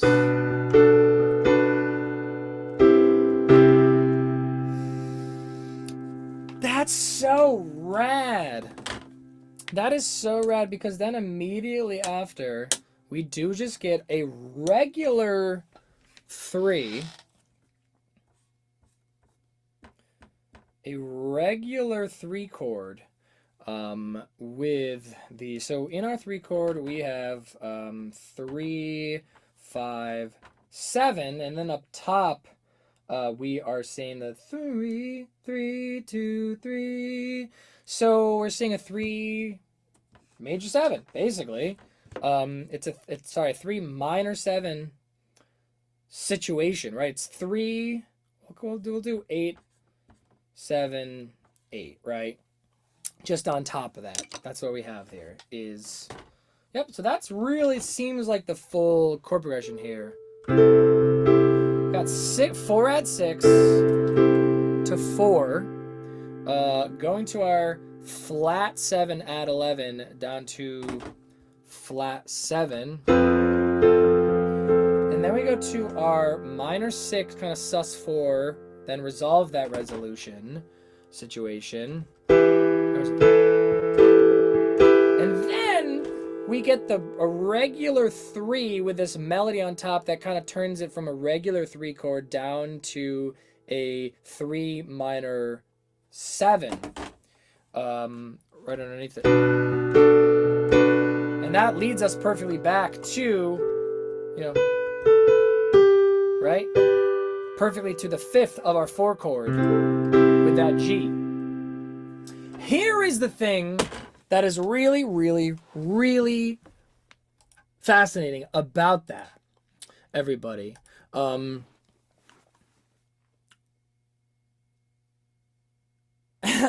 Check it out, guys.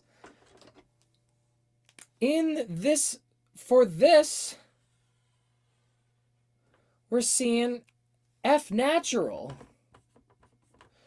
But then with this, oh man, that's so rad. And then with this, we're immediately seeing F sharp. That's called, you know what we got going on here, everybody? Oh, let's see it. Modal mixture in the chat, everybody. Modal mixture in the chat. We got G Ionian to G Mixolydian. And then to make it even better, we are going basically G Ionian to G Mixolydian, but at the same time, we are also not even playing a 1 chord. We're not even playing the G at all, really, in the bass. We are focusing on it in the melody. That's the thing that makes this work, right? Is we go, so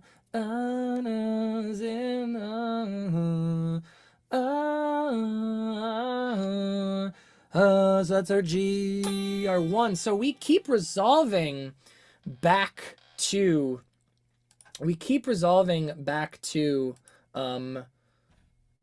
the G in the melody, which very clearly communicates that we are using G as the tonal center.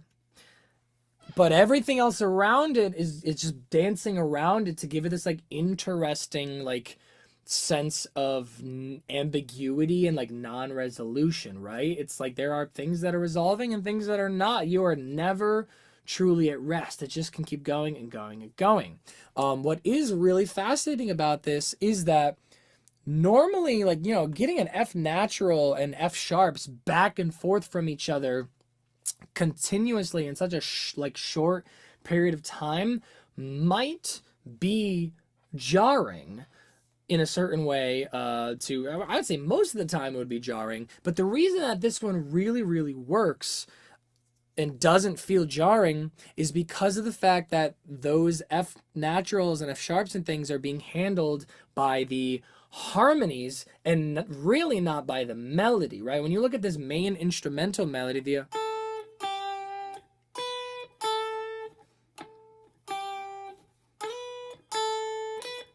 right?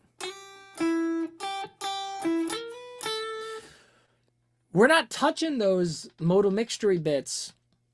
We're not touching those modal mixture bits with the melody. You know, it's just kind of supporting underneath. They're hidden, right? The modal mixture bits are hidden underneath, very tucked. It's like sneaking vegetables into your kid's meal or whatever, basically, right? Very cool. Hey, let's see here. We got a bunch of stuff I've missed in the chat. I'm sorry. Which mode incorporates flat 7? Mixed Lydian. Lydian is sharp 4. Yep, you guys got it. C corresponds to Ionian. You add a flat 7 to the key. So, yep. So scale degrees are going to be your move here, right? If you learn your whole half, whole half, your major scale, and you call that your 1, 2, 3, 4, 5, 6, 7. Just base everything off of that. So then now your minor, you know you have a flat 3, flat 6, flat 7. Your mixed Lydian, you have a flat 7. Your Lydian, you have a sharp 4. All that stuff. That's going to be the best way to do that. Maddie, working through this straight, inspiring. I am so happy to hear that. Thank you. And more of a thank you. Thank you very much. I can't say thank you enough. Truly appreciated.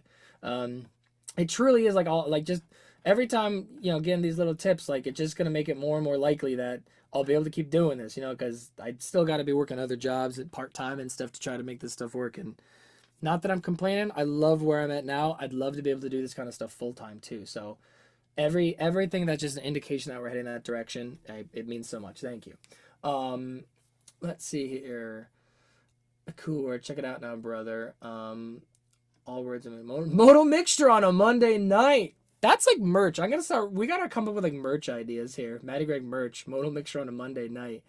Let's see here. Your name was, hey, Joshua Davey. It's great to see you. There you go. And now we have a friend. Unfortunately, 456. You are Josh Davey. Welcome back. Tonal soup reminds you of the drum roll. Adults are talking straight up. The melody itself is sidestepping the mixture. Appreciate it. Whole half, hanging in there. I got this. Thank you, Scott. You're the man. So here's the interesting thing, though. This is really cool.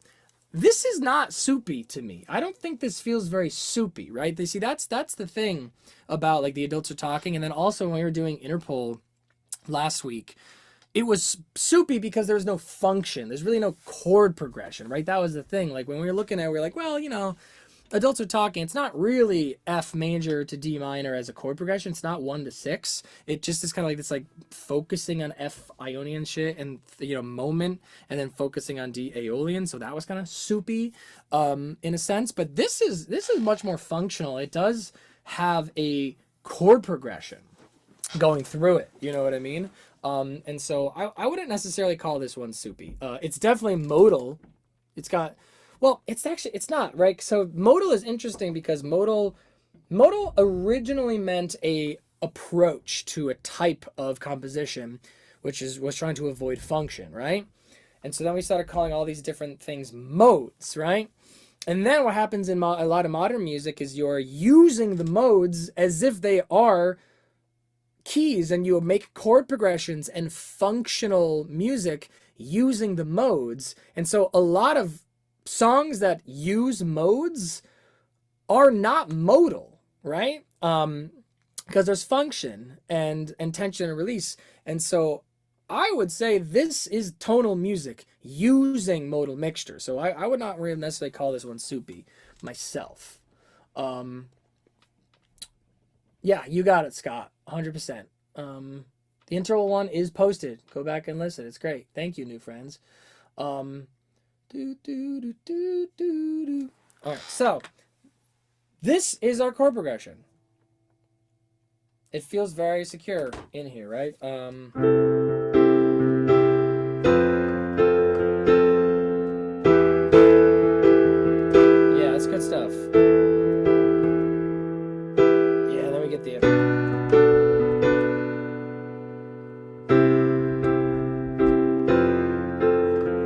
Oh yeah, and then we go to the 6, we just stay there. Don't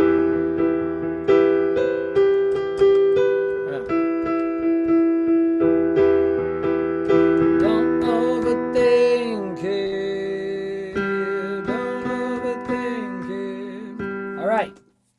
So we really could.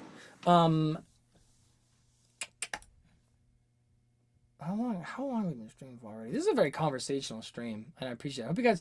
I'll say this now in the middle. I've been spending a good amount of time during this live stream chatting with you guys in the chat, and fielding questions and comments and discussing, which has been really fun and really great. But it's definitely the most I've ever done this on a live stream, and so I guess I want to ask you guys: do you like it? Do you prefer it? Or would you prefer me to occasionally come to the chat but mostly focus on the music? Like, to what extent am I like kind of like doing like a performance versus are we just hanging out?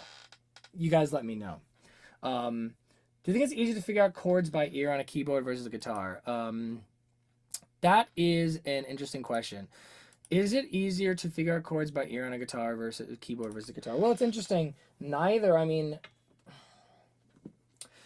it's right. So, you know, we said this earlier in the chat, or earlier in the stream. The best exercise is the one you do, and it's the kind of the same thing here. The best instrument is the one you play and the one you know. Piano is a pitch-based instrument, right? It's just a calculator of pitches. There's only one C3, and it's this one. But there's, you know, 6. There's like fucking 6. Oops, sorry. I swear sometimes. Sorry. There's like 6. There's like 6 middle C's on a guitar, right? So what is guitar? Guitar is very shape-based and interval-based, right? And so it's like, well, a 5th always looks like this. No matter where you go. A major 3rd always looks like that, no matter where you go, etc., etc. And so the best thing to figure things out by ear on is the one that you know well. If you know your fretboard theory and know how to move around the fretboard and figure out, oh wait, that kind of feels like this function versus that, and that interval and that scale degree, and you know how to figure that out on a guitar, then play it on the guitar. Piano, the only thing that piano is definitely better at is just, it's easier to put things next to each other, right? So like, I could play this on a piano. It'd be really difficult, if not borderline impossible, to play this on a guitar. That's kind of the difference, right? And so now that I'm thinking, I think by speaking, if you haven't figured this out, I do my thinking out here right in front of myself. I guess the answer is truly, it depends on how accurate you want to be and depends on the context. If you're okay knowing, figuring out, oh, okay, it's kind of a 4 add 6 situation to 6, then just playing it like this, despite the fact that that might not be exactly the pitches in the exact right order, then guitar is great. Then do that. You know what I mean? But if you're trying to figure out things exactly as they are and put them all together, then piano's probably a little bit more helpful. Does that make sense? Yeah. I think it's fun. Maybe announce the casual day, but usually have it more music. It really depends on, yep. I think your pace of conversation would chat well. Hard to ignore it. Dropping in after every big thought, definitely better than eyeing the chat too much. Doing a good job. Yep. You guys are the best. Thank you. All right, let's keep moving. So we have a chord progression. Let's move back over here, right? I think, just so I don't forget this, because I don't want to forget this one over here. I think it's time to erase our intro. It's time to erase our intro. In terms of figuring things out by ear, though, the best thing you could do, right? I know the question was guitar versus piano. The best thing you could do is work out your ear, right? Like, it's real. The concept of audiation is a very complicated thing, and I could rant. I could do an entire live stream about the beauty of audiation and just how insane the concept of like matching pitch and audiating pitch is. It's wild. That's you actually connecting with the music. When you are actually singing something yourself by going, ah, that kind of thing, you're actually doing it and you're actually connecting with it. And it gets really complicated for lots of reasons. But when you're doing this, you're just pressing a key on a typewriter. You're just pressing a button. You know what I mean? That's it. You know, I'm just pressing a typewriter. Wait a second. Hold on. What? When I did it on accidentally pressed one of these buttons, that's a jingle. Is that McDonald's? No, that's the Disney Channel theme. Who's a Defunct Land fan? Who's a Defunct Land fan? That's the Disney Channel theme right there. That's hilarious. Dude, Leave It in My Dreams equals Disney equals decom? Leave It in My Dreams equals Disney Channel original series? What? Now I really feel like Charlie from It's Always Sunny. Like, that's so hilarious. Oh my god. Oh man. Everyone loves Don't Overthink It. Yeah, Alex Richardson. I've literally been thinking the whole time, and I was gonna tell you later. Well, it happened. Oh, that's so funny. We do know he watches kids TV. That's right, he's got his kids. Did anyone see his little thing where it was like, oh, Paw Patrol was kind of cool and kind of ACAB? That was hilarious. We reached the conspiracy theories part of the stream. Yep. LIMD equals decomp confirmed. All right, Scott. I hope you enjoy watching the rest of the live stream. It has been great having you. Thank you so much. The Mighty Mouse is gonna be mad. Hold on a second, guys. My name is Julian Casablancas, and you're watching a Disney Channel original series. How do you guys like my Julian Casablancas impersonation of that? Oh my god, that's so funny. Good night, Scott. Okay, so audiation, right? Audiation is the most important thing when trying to figure out chords by ear and notes by ear. Just knowing and singing, like... Well, actually, I would say specifically, the best thing is it's the intersection of audiating and singing, and knowing your theory in terms of your scale degrees and like your Roman numerals. I think the intersection of those things is the absolute best thing. Whether you do it on a guitar or a piano, it's just what you know better, honestly. That being said, you know, guitar is much easier to figure out like sequencing and shapes and patterns, and piano is better at figuring out like just specific actual notes and things like that. Yeah, absolutely. So there you go. Ear training, very important. Audiating, very important. I love the casual vibe of the live streams. Edit down the conversation music theory of the song to a video for those more interested in just that alone. Fish Films, that is exactly the idea. I'm still trying to get that thing started. Right? I did it once, right, where I did one... Oh, are you saying just like edit down all the parts of the live stream? So like rather than like a 3-hour live stream, we'd like edit it down to like an hour? Is that what you're saying? Or are you saying the thing that I did where I took the best parts of some of the live stream. I took what we learned from one of the live streams and I made a video about it. I don't know exactly what you mean, but yeah, I'm really happy that you guys like the casual vibe. That's great for me. I really appreciate that. Just an idea some other YouTubers do. Interesting. I'll have to look more into that. But for now, that is the plan, is to do the live streams, learn some stuff, chat with people, have a great time, and then do shorter videos for the people who are interested more in the content and the analysis, right? Kind of doing the best of both worlds. But yeah, you let me know if you're talking about editing down the live stream specifically, or specifically just making content, making a video based off of what we learned in the live stream. I just got off work. Welcome back, Alicia. Welcome back. Alicia, did you know that Leave It in My Dreams is a Disney Channel original movie? Did you know that? Did you have any idea? Beep, beep, beep, beep. That's so absolutely hilarious.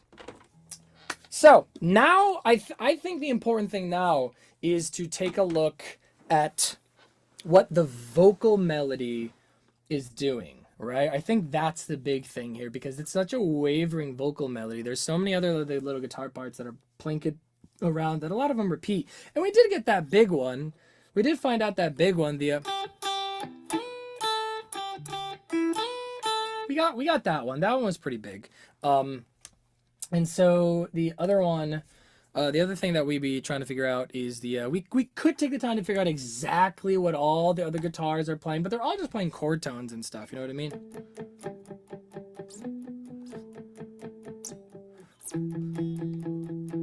They're all just gonna be doing, you know, these kinds of things.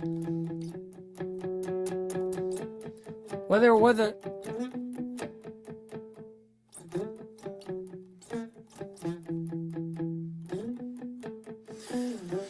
I don't think it's important right now to figure out exactly what all those other guitars are doing, because we have figured out the main chords. And when I think about what's really happening here, in terms of what people would be really interested in knowing what's going on, is what's going on with Julian Casablanca's melody. Particularly the modal mixture aspect of the fact that we have an F natural in the second chord and then an F sharp in the third chord. The fourth chord. And I really want to see, does the melody, which is this very long, like kind of non-repeating melody, it's almost like a through composed melody kind of situation, does that utilize the modal mixture? That's what I'm really interested in seeing. So we're just gonna move on with that, all right? And if people really want to know exactly what the other guitars are playing, we could figure it out later together if you want.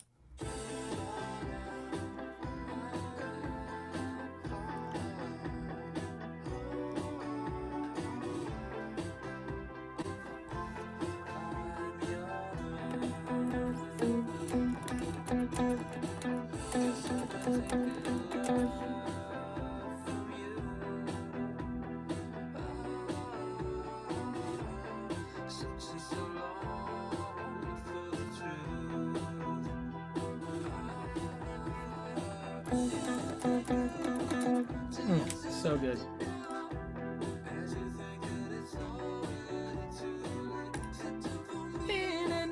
A combination of notes, don't overthink it, don't overthink it. God, it's so good. It's so good. Here's the other thing to know just about the don't overthink it part. We'll say you kind of like double down on the don't overthink it part too, because what's interesting about that is that he consistently, I think, is it Beardo on the right or is it Amir on the right? I don't know. He does kind of, you know, he kind of, that's kind of the rhythm he goes.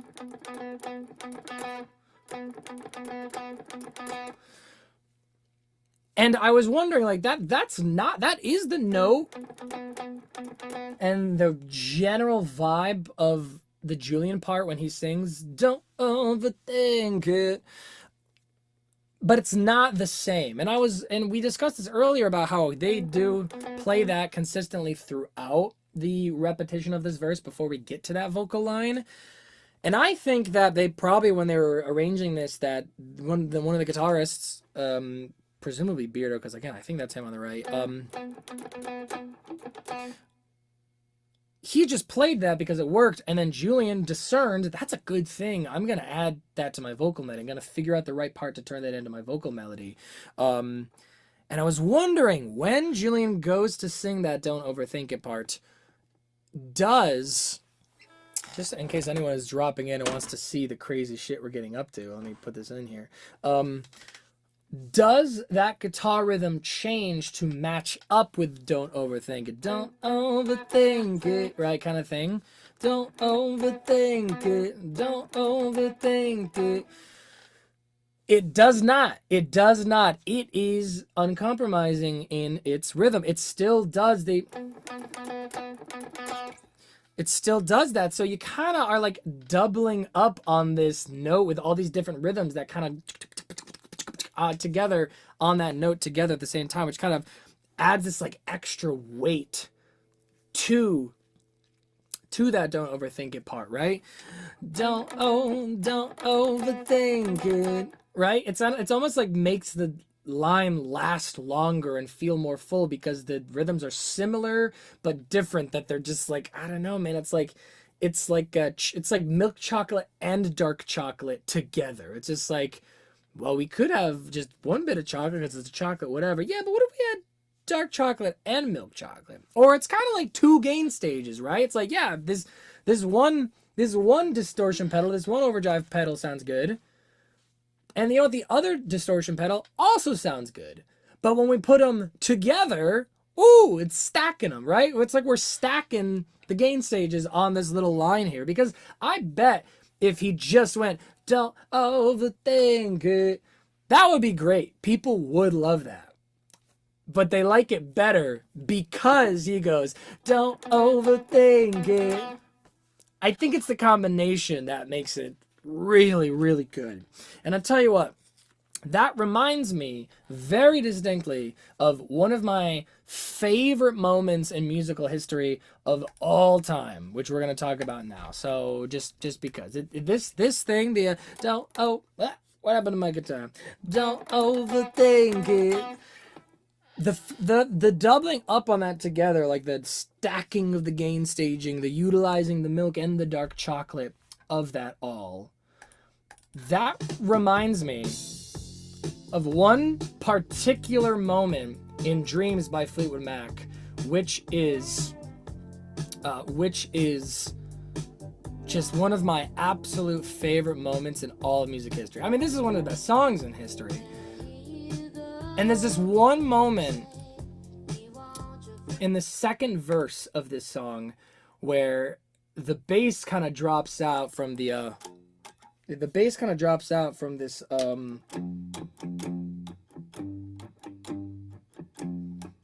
kind of drops out from that to go up, higher up, and it kind of does this thing where it's like mimicking and doubling up with the vocals in a very similar way to what we're seeing right now with this Leave It In My Dreams thing. And it's just one of my favorite moments ever. So I don't know if you'll be able to hear that very well over the stream, over the live stream here.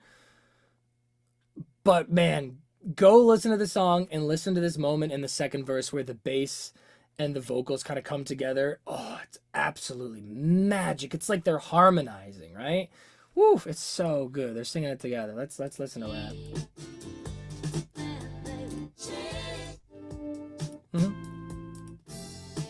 Okay.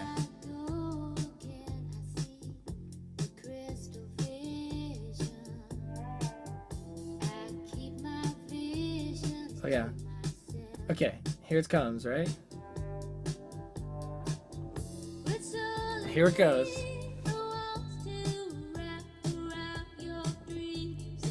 Oh, dude! The wraparound. It's only me who wants to wrap around your dreams in the second verse of this song. The way that the bass like drops out right a split second before that. And you're like, whoa, where'd the bass go? And then it comes back in with this bit that's like dancing with that vocal line. Oh God, it's magical. This is one of the best moments in music history. Oof.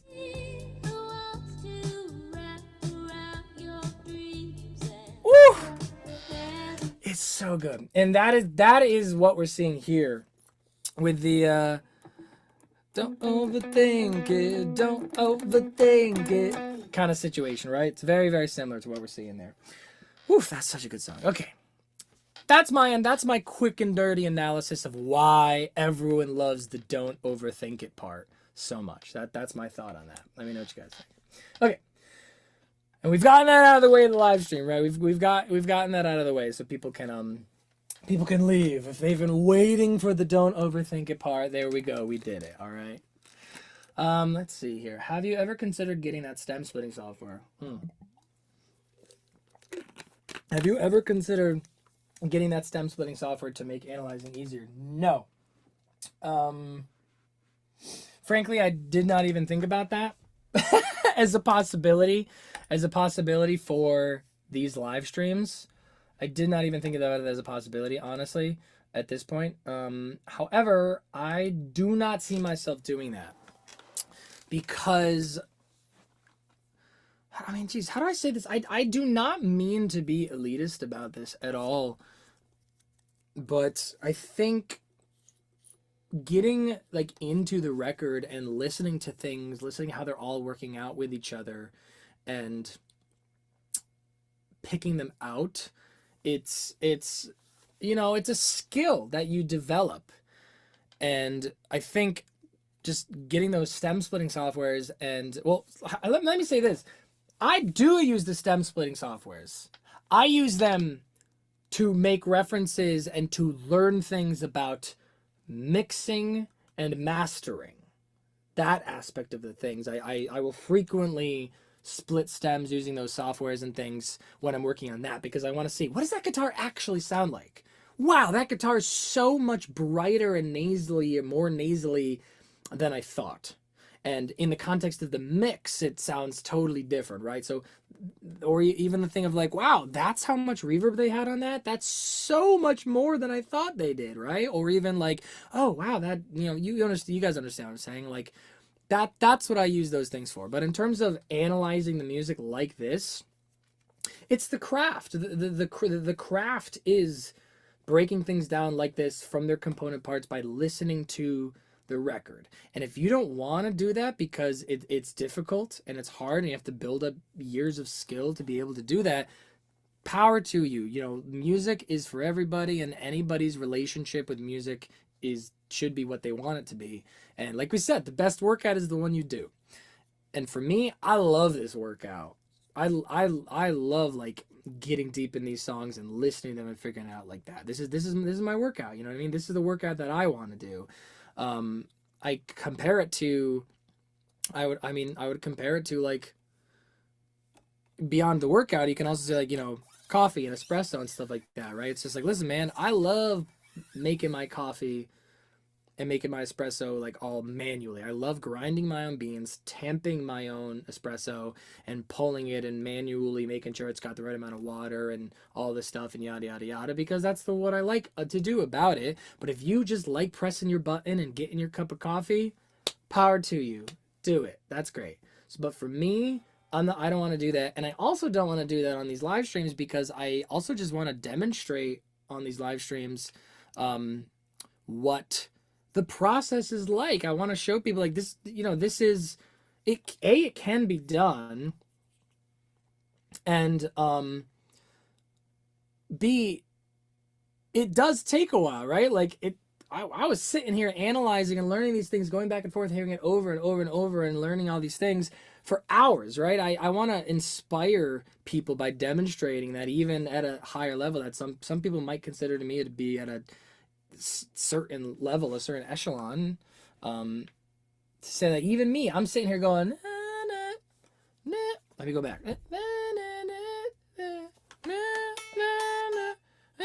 Yeah, you know what I mean? That kind of thing. The process, visibility and honesty in the process, as a means of pedagogy and as a means of inspiration is what I'm here for. So no, I will not be doing the stem splitting software to make analyzing easier for these live streams.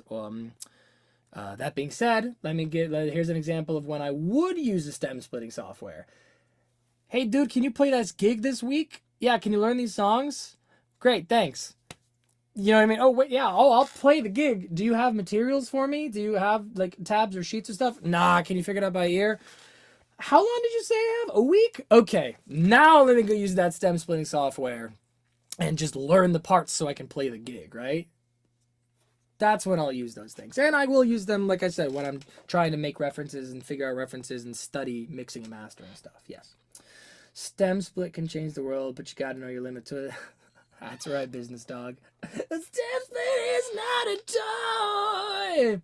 I don't think I do it myself, but I was curious on your thoughts. Yeah. Oh, I super appreciate you asking the question, Joshua Davey. Unfortunately, let me know what you want me to call you. I super appreciate you asking the question, and I hope you don't mind my answer being quite intense, probably more intense than you expected.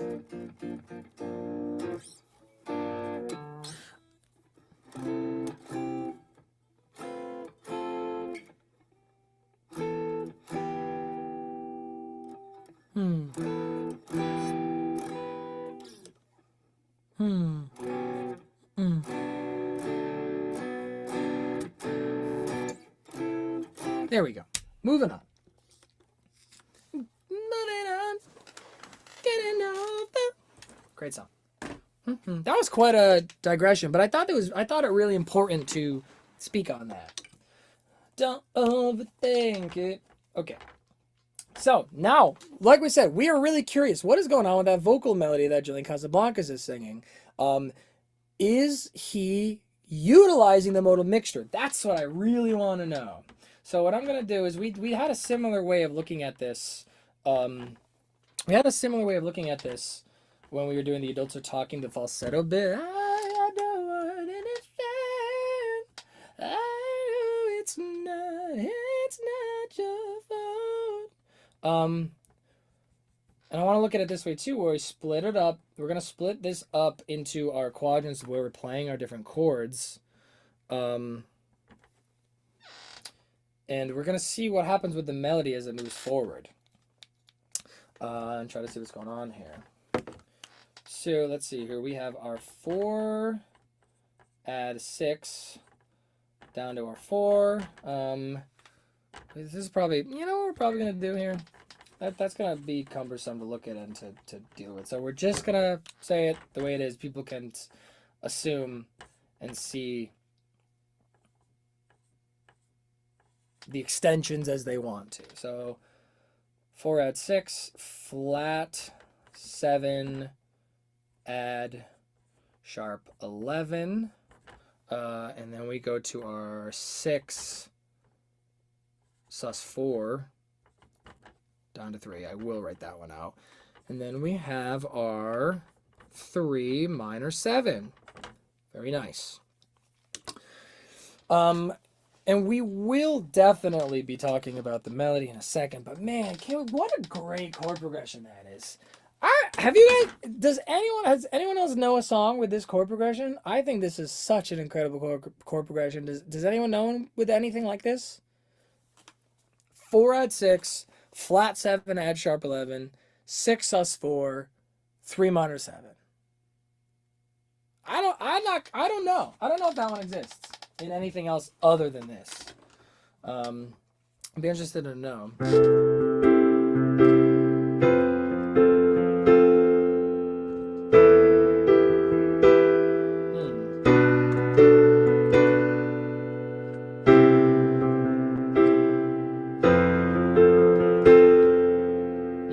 And then, oh, that's right. That's right. It does the little repetition there where it only sticks on the 6 there. How am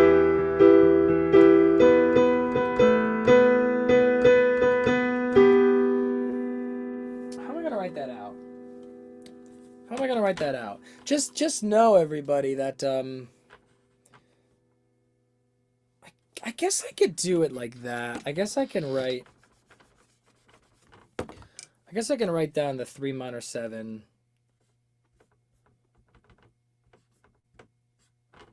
Is this where this comes in? Is this where this comes in, where I do the ending 1, ending 2? That might be where this comes in. Just so I can properly kind of see that. Yeah, sorry, that's what it is, everybody. That makes sense, doesn't it? That makes sense, right? Okay, let's get right into this. I keep saying that as if we haven't been already on chat for over 2 hours and hardly even talked about this stuff. Living in my dreams. Living in my dreams.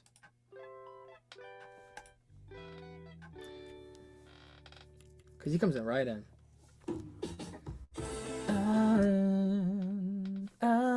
Darling. Darling, no. That's gonna be the darling. Oh, that's right. This goes fast. Darling, I did a little bit of darling, darling. He just kind of sings that little darling, darling. He kind of definitely is mimicking that little instrumental melody, but with a different rhythm.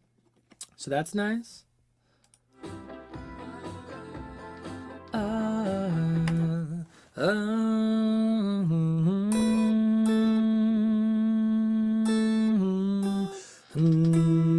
Yep. Ray to two. But yeah.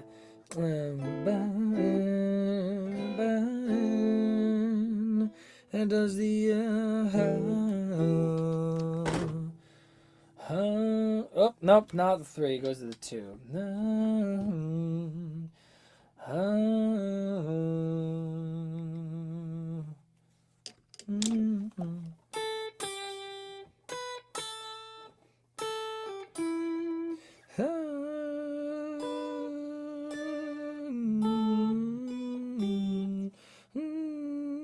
Yeah, there. It goes back to the 1. So he does get back to the 1 there. We'll say that. He does get back to the 1 when we get back around this time round. And we're going to call this, this is a 1. That's probably going to need to be a different color. We can probably make that the brown. This is a 1. You know, like this. 1 and 2, 1 and 2 up here. He does go up to the 5 there. He goes way up to the 5. I don't have enough space. This might be, oh yeah, because I'm not doing the up and down vertical thing that you guys said was really helpful.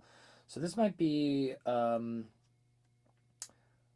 know what I can do? I can extend this, and we could just use our 2 whiteboards back and forth to have more rows of this so the information is more clear, right? That makes sense to me. And if anybody wants to see that previous whiteboard, then they can go back. So we have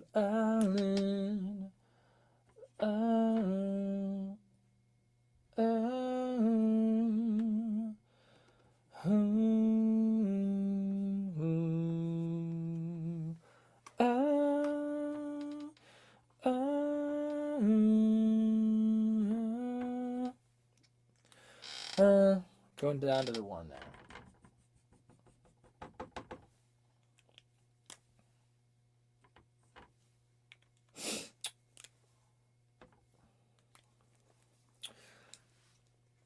It's just interesting how much that's like, because we're kind of, we're mimicking our little instrumental melody, and then we go somewhere else entirely.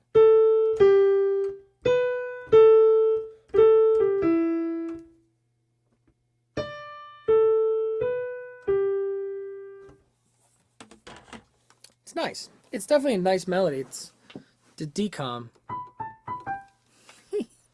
Let's keep going though.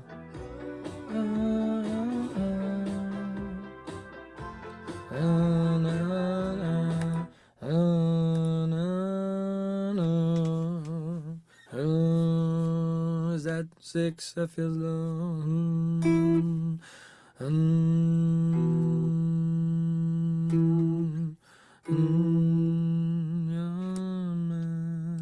Gotta keep. Sorry, let me go back to that a little bit. I'm your man, I'm your man, I'm your man.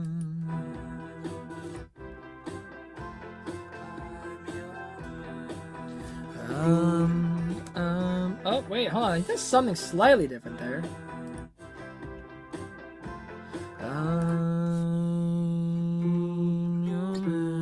He does the flat. He does. He hits the flat 7 there. I'm your man. Very nice. Okay, so that's what he does here. I'm your man. He hits it real quick before we move on. I'm your man. Your man. Right? That is the time which does it, right? Like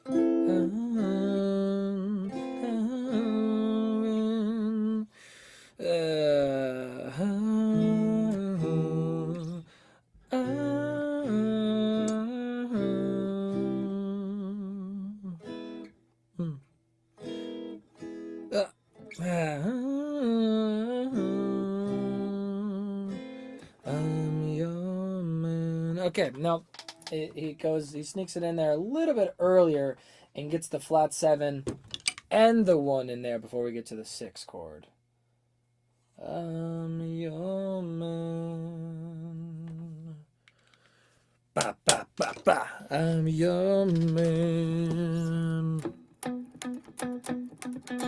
Yep, very nice.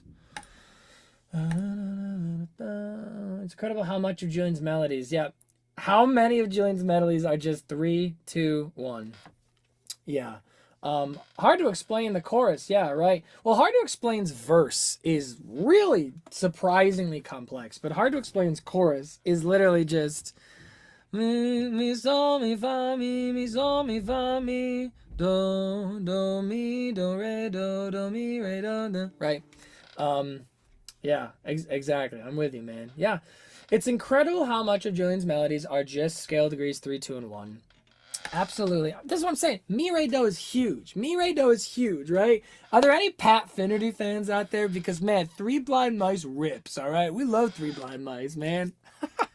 Anyone know Pat Finnerty? You gotta check him out. But that's the thing, right? Is like everyone's always getting obsessed. Everyone's always getting obsessed. How can I get these fancy notes in there? How can I get more notes? How can I this? How can I that? Why don't you learn to use the ingredients you have properly, right? Like, man, the amount of it's like cooking, right? It's like, yeah, you could have all these fancy ingredients, or you could literally just have like onions and garlic sauteed properly with a little bit of oil and salt and vegetables, and all of a sudden you're like, holy crap. What did you do to this dish? Why is this the best broccoli I've ever had in my life? And you're like, I just cooked it properly. I just used the simple ingredients properly. That's it, right? Papa John's, except not. Yeah, exactly. The what makes this song suck guy. Yes, exactly. 3 Blind Mice rips, dude. Three Blind Mice rips. All right, let's keep going.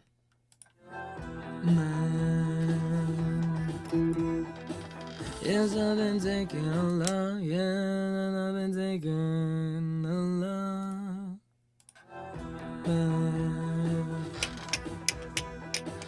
Yes, I've been taking a lot. Yes, I've been taking. Yes, I've been taking. Interesting, yeah. Yes, I've been taking. Yes, I've been taking a lot. Oh! Do, do, do, do, latte, do. He's using the flat 7 during that 4 chord. He's using that flat 7 during that 4 chord. Very, very interesting. Let's keep that going. Yes, I've been saying. Yeah, we're gonna run out of this so fast. I need I need more whiteboards. Well, I guarantee you the money that you guys are giving me today, more whiteboards. That's what's coming. Thank you, everybody. More whiteboards and markers. So then we have, yes, I've been taking a lot. Yes, I've been taking a lot. Now I feel like we're in C, right? It's like this thing is so clearly in G, but then all of a sudden now with this one melody, kind of multipolar, it more feels like C, right? Because you kind of feels like you're going so, mi, fa, sol, do. And I think a big part of that is because we are influenced by the Mixolydian, because G Mixolydian and C are enharmonic scales. And we do see a C in the bass during this section, right? I do need a whole classroom wall. Maybe that's what I do. I'd have to mirror this. Can I mirror? I don't know if you can mirror Zoom, like the webcam, so that I can like be drawing behind me here. Who knows? So we have yes I've been taking a lot. Yep. Okay. Yes, I've been taking up. That's so good, the flat 7. Love. We see the flat 7 during the 4 chord, right? I was wanting to know when we're going to get the flat 7, when we're going to get the natural 7 in the melody. And we are seeing that right here. I did not expect to see the flat 7 during the 4 chord here. I really thought that we would be seeing the sharp, the F sharp, the normal 7 during this 4 chord. So that's really cool, actually. That's pretty rad. Yes, I've been taking a lot from you. Yes, I've been taking a lot from you. Wow, it really, because we have that C in the bass to this flat 7 thing, it really do be feeling like we've kind of switched around over to C major from our G major a little bit. C Ionian. How does that happen? Yes, I've been taking a lot from you. God, that's good. That's so good. From you.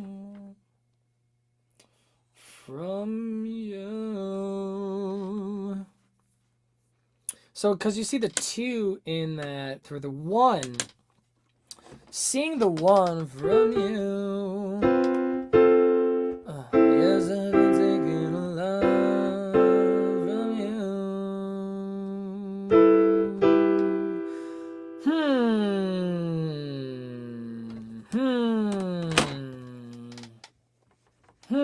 Everybody.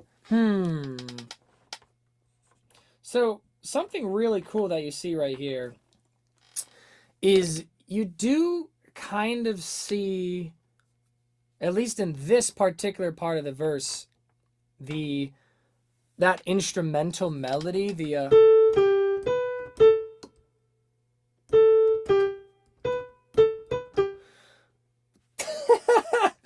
My name's Julian Casablancas, and you're watching Disney Channel. Oh, man. That's so good. Don't ever let anyone forget that. That's so good. Anyway, so you see what you're seeing here, right, is I'm going to try to play, and I'm not good enough to do that. So, yes, I've been taking a lot from you. What do you see? 2, 1, 2, from you, 2, 2, 1. What happens directly after he sings that 2, 1 from you is you get the echoed, like an echo, but rather than him singing it, it's being completely echoed by the instrumental counter melody there. That thing happening, right? The second you're kind of getting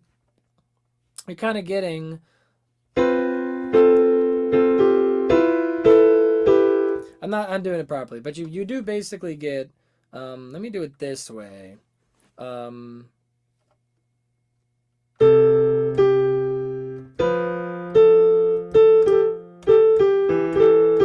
Right? You kind of get that situation happening where it repeats the 2 to 1 motif in the instruments directly after he sings it, right before it over that flat 7 chord, right? From you. Very, very, very nice. Repeated in there kind of thing. Dimensionality. What? That's not the one I was working on. This is the one I was working on. Anyway, that may have seemed like a lot of time spent on a tiny tangent, but those things are really, really cool, I think. Those are the things that add so much dimension. Why? Why do those things add so much dimension? Because the human brain is constantly trying to figure out patterns. That's the whole thing about all of this music is patterns. Not just any patterns, interesting patterns. When a pattern is too predictable, it's boring. Right? And when a pattern is really interesting, it's a puzzle. It's intriguing, right? And if it's too hard, if the pattern is too unpredictable and too complex, too complicated to figure out, then it becomes not boring, but it just becomes like a slog. It's too much to engage with. You're like, I can't do this, right? It's too much to think about, right? And so it's this kind of thing where it's like you have all these matrices of patterns going on with music and pitches and rhythms and chords and words and lyrics and sounds and all of these things. I mean, music in regards to its patterns, and it's like a matrix of like 6 dimensions. It's wild, so many different components. And so it's just this little thing that just they have all these patterns going on, and this little thing of the is just another little extra detail, a little extra bit of polish, a little extra little pattern, a little extra something for your brain to catch on to as a pattern, even if you don't consciously recognize it. That's the thing. All of these patterns, the brain sees these even subconsciously. Even if you know nothing about music, your brain is still recognizing patterns in the music, right? That's why we're like, I've loved this song for so much. And then once you do this, you're like, oh, now I see why, right? You don't need to know the theory for your brain to recognize the pattern and like give you the dopamine or the oxytocin, whatever it is. Just enjoy the enjoyment, the pleasure of it, right? It happens subconsciously, which is so beautiful. It's like when you have an amazing, cookie or something, and you just got that little bite that like, ooh, there was that little extra thick flake of salt on top of that one particular bite. And that's like, ooh, that's so good. It's that little extra thing. That's what this kind of stuff is. It's that garnish that really makes things pop. Absolutely, that's what it is. Julian said the lyrics for Ask Me Anything came to him in a dream. Maybe Leave It in My Dreams was the same. He just had the Disney Channel tune in his dream. Maybe. Who knows, man? Who knows? God, I love that. It's so good. It's so good. Let's keep going. As I've been taking a lot from you, from the G, and let me get some volume on this.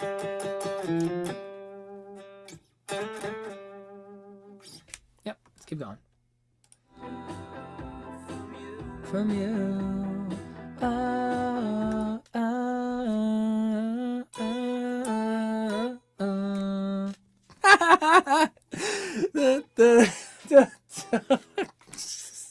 actually hilarious.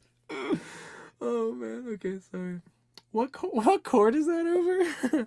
Cause I've been taking a lot from you.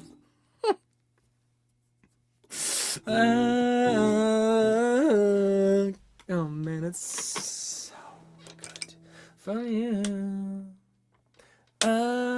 Wow, so it just has that nice little sustain on that one there, and then he goes where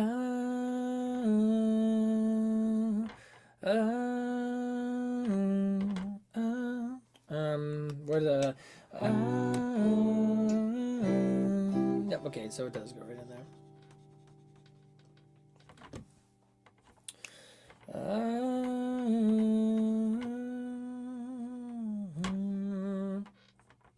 My question is, so he obviously ends on the 1 there. Ooh, look at this. We start on the 2, and we're getting 1, 1, 1. Every time we're getting back to this 4 chord, we get back to that 1. That's so good. That's so good. Again, it's like, because we have the resolution of the melody overall, and the resolution of the structure, because we're the downbeat of the 1 of the beginning of the structure of the progression. But then, so that's some beautiful resolution there. But then we're immediately hit with some tension because we hit the 4 at 6, right? We don't actually resolve there because the harmony, right? We get a resolution in the structure, a resolution in the melody, but we do not get a resolution. We are adding tension, heading away from a resolution in the harmony. Very, very, very cool. This is the good stuff. This is what we're talking about. Let's see here.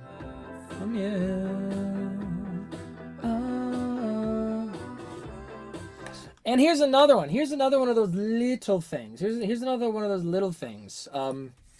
Is that, so he ends up going down to hitting that 1, right? My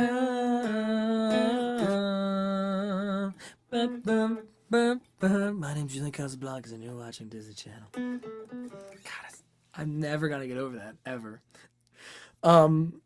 If I've added one thing to Strokes lore, let it be this. Please let it be this. Don't let it be the Harry Styles thing. Please let it be the Disney Channel thing. It's not actually anything. It's just me, Ray Doe. Okay, it's not actually anything. But man, is it a good meme. So check it out. He gets the resolution of the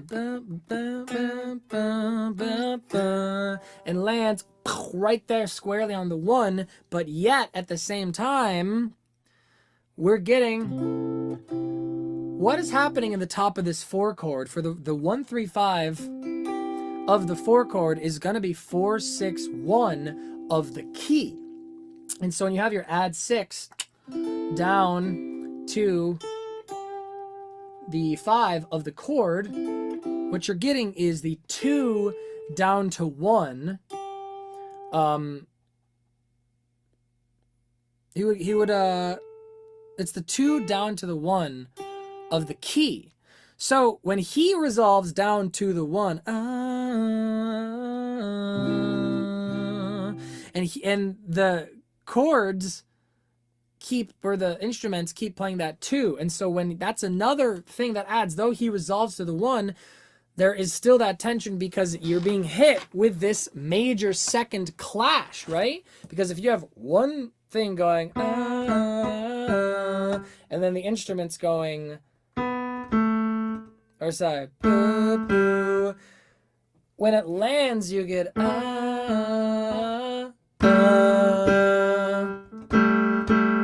That's what you're getting there. Isn't that cool?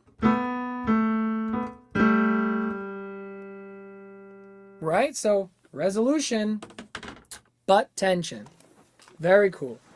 Yes, even speaking, if you speak with the same speed, the brain finds it boring. If you slow down, speed up. Yes. I think you would hate being there is so much more than your impression implies. Oh, let's see. What do we got? I will have to get the kids to bed. I'll be back to catch you on the replay. See you later, new friends. Sorry, I think he would hate being compared to the Disney Channel. There's so much more than my impression implies. I'm sorry. Can you clarify what you mean by that?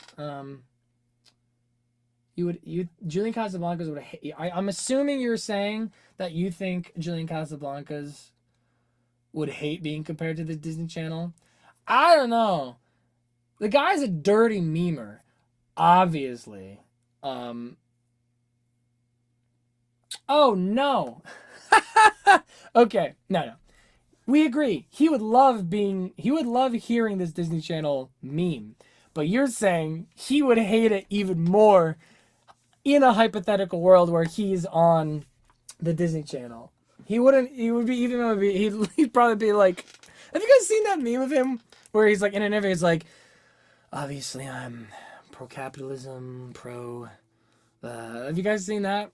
I feel like that would be him on the Disney Channel. He'd be like, my name's Julian Casablancas, and you're watching Disney Channel. And it will already throw it down. Or would he throw it down like a mic when he gets pissed and angry back in his early days? It would just go, folk music. Anyway, yeah. I'm glad we are aligned. We are aligned. All right. Searching so long for the truth. There we go. Oh. Let's talk about the details where he's going, he got that fry going into that.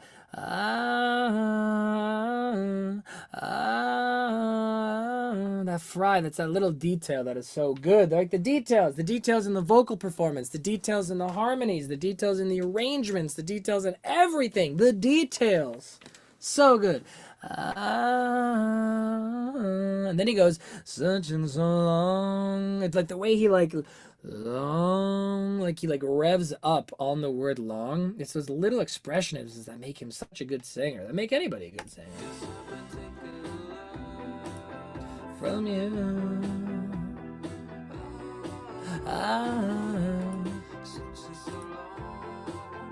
oh man. And then also though the the staccato, such and so long, such and so long. It's like he's hardly even singing the melody. Such and so long. Like, man, it's those little details. And he slides up to the note and holds it, and then he does a little vibrato. Such and so long, such and so long. That kind of, it's so good. Such and so long. Woo, slides up to it and then does a little vibrato. Such and so long. Oh, it's so good. He's great. He got such attention to detail. He's super underrated as a vocalist, I think. Mm-hmm.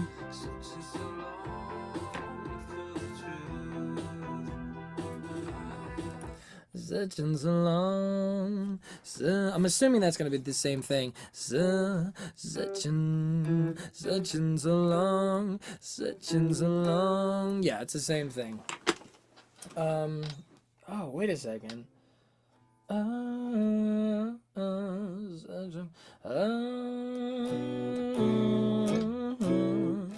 and so long. Yep, very good. Very good. Such and so long. But the way that it's slightly different, right? Like, it is the same melody there. It is the same melody. Here, when it, yes, I've been taking a lot. And the same thing, you know, such and so long. Like, it is the same melody, but it is the way that it's different, right? Like, this one starts here. Yes, I've been taking a lot. Whereas this, when we repeat it here, it feels more like a continuation of what happens here. Such and so long. Like, that's some good stuff. It's like your brain doesn't even recognize that it is the same melody, just like varied via the lyric that he wanted at the moment. It's really, really, really good stuff. Him meeting Jimmy Fallon was top notch. Yeah. Was he on Jimmy Fallon? Wasn't even. It was James Corden, which is even worse, right? Because he was trying to. James Corden was like stuffing orange slices in Julian Casablanca's vest, and he's just like, "Stop! We're in Invisible War." He's like, "I'm not having any of that." Yeah, there you go. They all the same. That's true. They are all the same, Alicia. They are all the same. Except Stephen Colbert, bless his heart. And Jon Stewart. Oh, Jon Stewart for president? Anyone else? Anyway. Politics. Patterns, right? He is doing the same pattern, but he's varying that pattern just enough so that it feels new and fresh. But then your brain, you get the bonus points. It's like Scrabble when you get the double points for combining the letters and doing all this stuff, because it's the same melody, so your brain's like, nice. But it's slightly different, so your brain's like, ooh, even more nice. God, it's so good. Such and so long for the truth.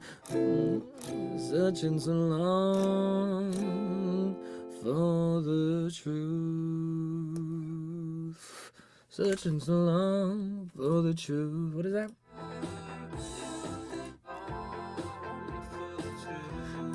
For the truth, for the truth, do do do. Is that what I think it is? Do so long for the truth, for the truth. Such and so long for the truth. Yep, he hits the flat 7 there. Such and so long for the truth. Yep, good stuff. Such and so long for the truth. Okay, it happens before we even get to that.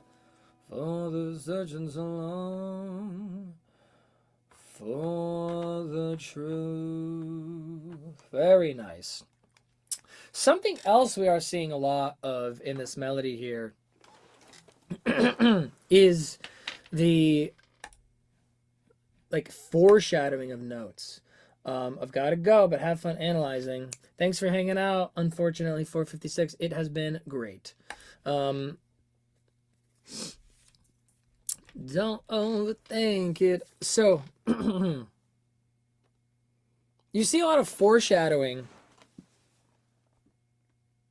Because so if you look at what notes are in your I won't get too bogged down in the details. We got a bunch more work to do on the melody here, but when you look at the notes that are in each of these chords as we're moving through this chord progression, you are seeing a solid amount of foreshadowing of the notes in the upcoming chord right before it kind of starts happening, right?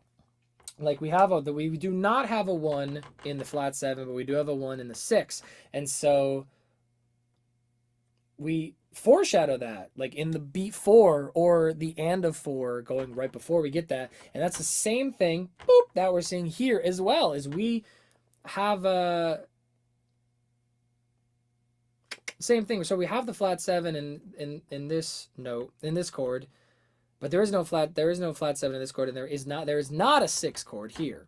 Sorry, there's not a 6 scale degree in this chord, but we hit it, you know, for the truth, like right before we go to the 6 where we do have the 6, kind of that foreshadowing just a moment before we actually go to that chord, right?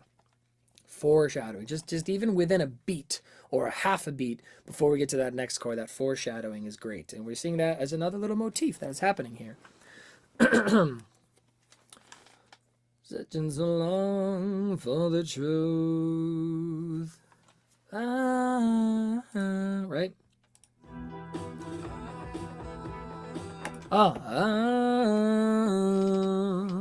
Yeah.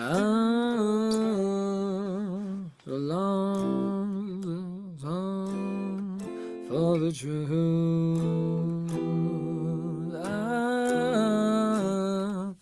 The truth. So, very, very cool.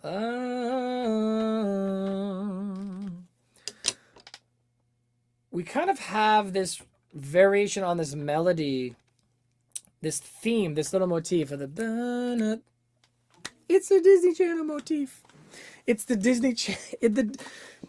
We have a variation on the Disney Channel motif 3 separate times, because this first time we get right,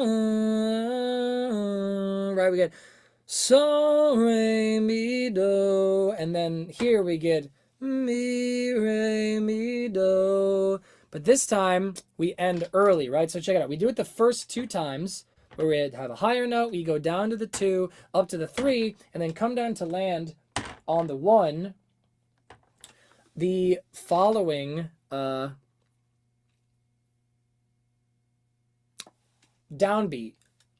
of the beginning of the next cycle. And this time, boop, we see it shrunk, right? It was this long here and this long here.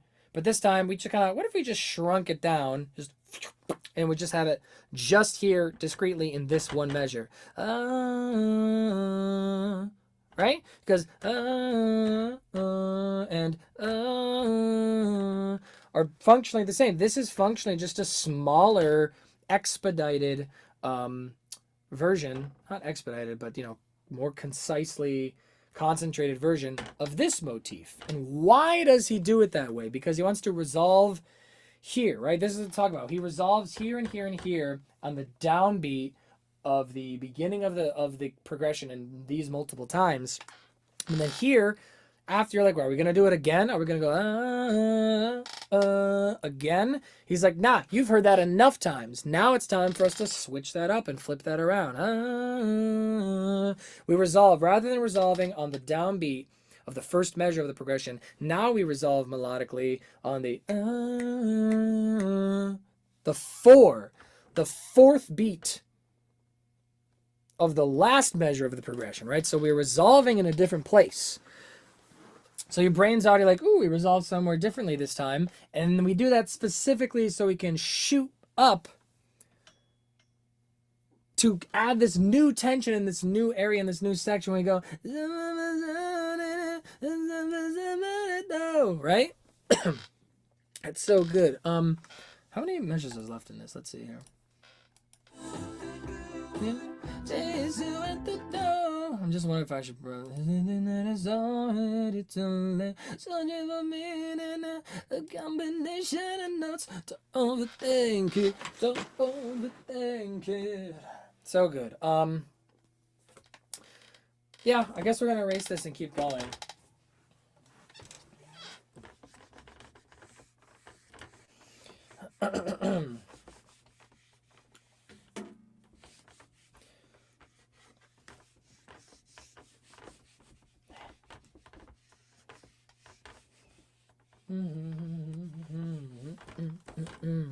God, this song is so good, man.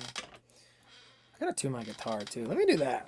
Every time I go to play chords on this guitar, I'm like, eesh, my poor listeners.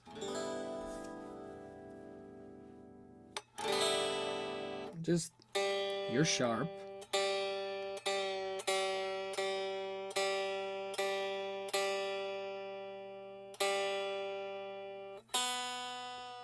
You're sharp.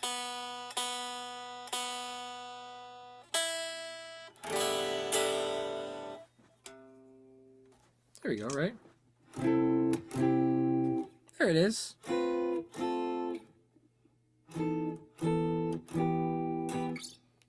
I gotta figure out a different place.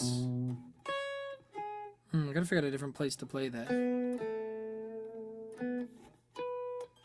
That's gonna be a different place to play that. Let's see here. Yeah.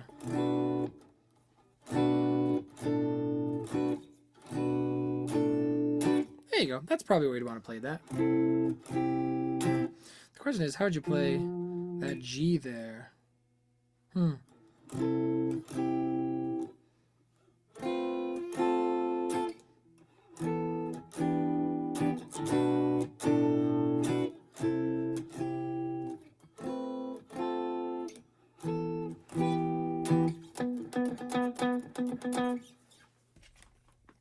That's good music. That's good music, everybody. Yes, I've been taking a lot from you. I'm searching so long for the truth. I really messed up these lines so bad. These demarcations of where the halves actually are. Yes, I've been taking love from you. These lines are not straight, but nevertheless we pursue. Yes, they go and chase you at the door.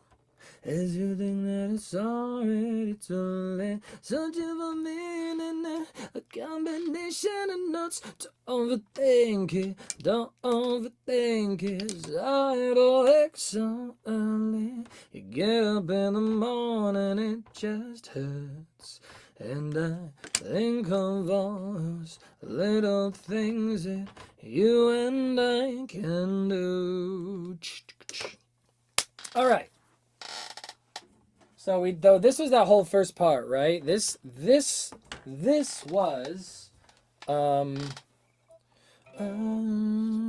it's on time.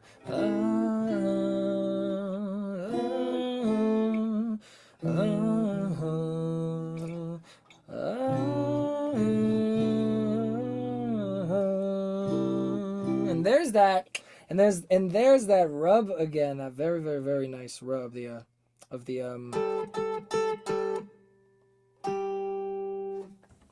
so that happens multiple times. Every time Julian goes to land on the one here, you get that clash of that major second for just a moment. I'm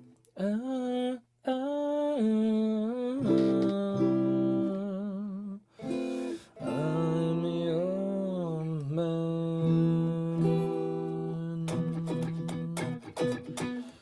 Yes, I've been taking a lot from you. And then we go to the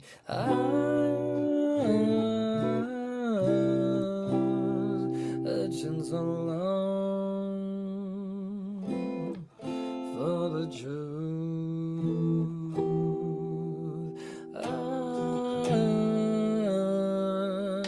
that's all that in the verse there. Key of G, Mixolydian. Sorry, modal mixture between Mixolydian and natural Ionian. But we are really just seeing that modal mixture very subtly, discreetly in the harmonies, right? The bass plays that flat 7, and the vocal melody is hanging on that flat 7 a lot too.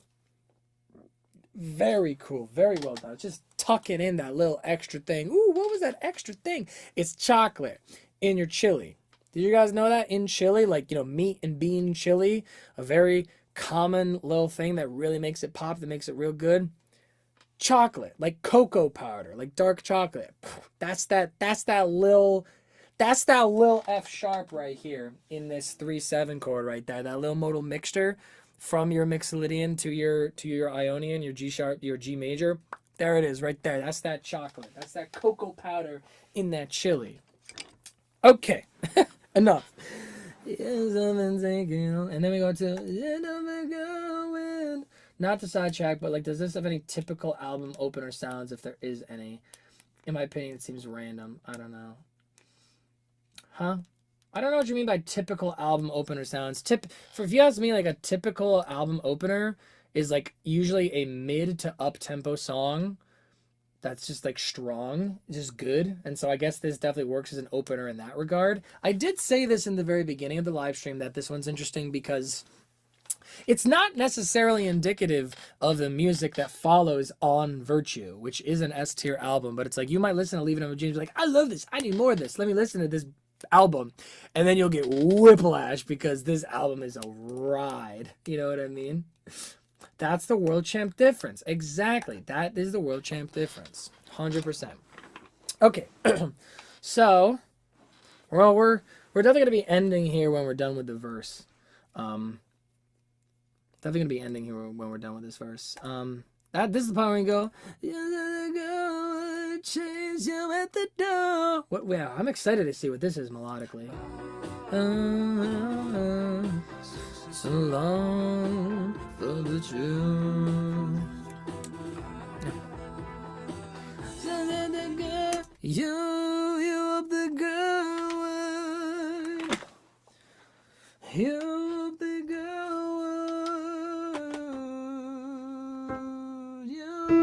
Whoa, we're hopping way up here. You up the girl would chase you at the door. That's so interesting. You up the girl would chase you at the door. As you think that it's already done. Already done. Oh! There it is! Oh no! Already too late. Oh no, there it is. It's so perfect. He was holding on to us. He was holding on to it for us, man. F sharps in the chat. F sharps in the chat, baby. F sharps in the chat. F sharps in the chat, man. F sharp in the chat.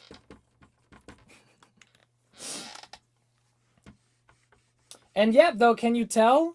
It still feels like G is the tonal center. It still feels that way, right? And this is why you gotta really use your ears. You know, theoretically, putting numbers down putting notes down on a piece of paper, you'd be like, this is really in C major. You're too slow. You're too slow. You gotta pay attention with your ears. Clearly, G's the tonal center here. And then he hits you with Curious. Yep. Most played song in 2023. That's a good one, man. So let's talk about what happens here. Oh, hello, I'm blurry. Okay. God, that's so good. We go up here to our 6, right? You of the girl would chase you at the door. Just funny. So you kind of have this little stepwise little motif melody thing, which is very, very, very reminiscent of it. Yes, I've been taking a lot. Right? That's what you were seeing before, is you got the yes, I've been taking a lot situation. Same thing as such and so long. You are playing around with the 1, 6, and flat 7. So then here you're like, if you're listening to this song, you're just like, oh, he's pulling out just a totally brand new melody here that comes out of nowhere. But then when you really start to look at this, you're like, oh, he's still playing around with the 6 flat 7 and 1 during this first chord in the progression. So it is still related. It's not just unrelated. It is a totally related thing, but it seems weird because he flips it. He totally flips it rather than, because down here, there's I've been taking a lot. What he does, he's got the 1, then he goes down and comes back up to it. And now he flips that on its head where he goes, he flips it rather than going 1 down and back up. Because the opposite, where he goes 6 up and back down. So it's the same motif, the same concept of the melody, just flipped over on its head. And if he stayed in that same octave, you probably would have been more likely to recognize that that was the same thing. But because he also flips way up here into a new octave and totally changes the timbre of his voice to be a totally different thing. He's kind of got this low thing, right? This low breathy. Yes, I've been taking a lot from you. And then he flips up and he doesn't keep that low breathy thing, you know, like he could have when he went up there, but instead he kind of goes in this whiny, nasally, mixy thing, you know, you're the good, right? Totally changes it. And so you have the octave obfuscating the relationship, and you have the timbre, the tone of voice, obfuscating the relationship, which, again, it's that same thing where we're talking about patterns and recognition, pattern recognition. And with this, it's like, rather than, yeah, it's mostly the same, but there's that little thing that makes you go, ooh. Now it's like there's mostly different thing that makes you go, huh? But there is that one extra little thing that, which keeps you on the hook where you're like, I feel like I can get this, right? It's like that puzzle, right? It's like a puzzle that's like, ooh, this is getting out there in difficulty, but I feel like I can handle it. Alicia Shannon, F sharp, question mark. So dealing with the F sharp and the F natural is like a major theme in this song. And if you're confused about why that is and want to know more, go back and watch the live stream, right? Because we have, watch the previous parts of the live stream. We're really talking about how we get these flat 7s, your F naturals around here, but we sneak in a sneaky little F sharp, natural 7 scale degree occasionally here. And this whole time I've been wondering, it's very subtle almost. You wouldn't even recognize it. You wouldn't even really hear it. And I've been wondering this whole time, like, what's going on with the melodies? Is the melody going to be playing on this flat 7 situation, flat 7 natural 7 situation? And for the most part, it has not been. For the most part, it really has been vocally or melodically playing on the flat 7s, flat 7, flat 7, flat 7. So many. We haven't really seen any natural 7s, but we will. We're about to. We're getting there. We're about to hit that. It's so good. What is this melody? What is this rhythm like? You will be good, chase you at the door. Oh, it's so good. You will be good, chase you at the door. Is you think that it's already too late? Woo! Oh, that's such good. Such good. Oh, it's so good. Okay, I'm still trying to figure out when does that change. You will be good. There we go. So you got you will be good. Oh, that's not right. Sorry, we have the 6 there. We have a 6 there. You hope the girl would. That's nice. And when we do hit that flat 7 temporarily, it does kind of give you a flat, a sus4 feel on this. Oh, sorry. That's kind of what we're seeing, right? You hope the girl would.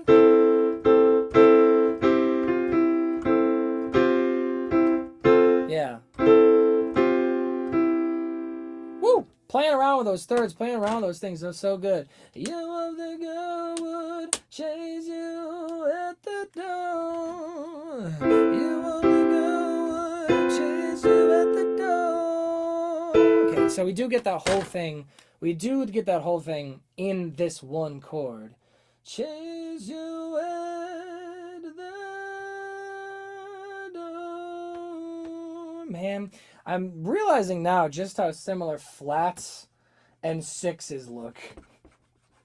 I gotta be better about it. I have always had bad handwriting, and this is really making this apparent. I did my best. Check it out. You ready? Yeah, no confusing that guy.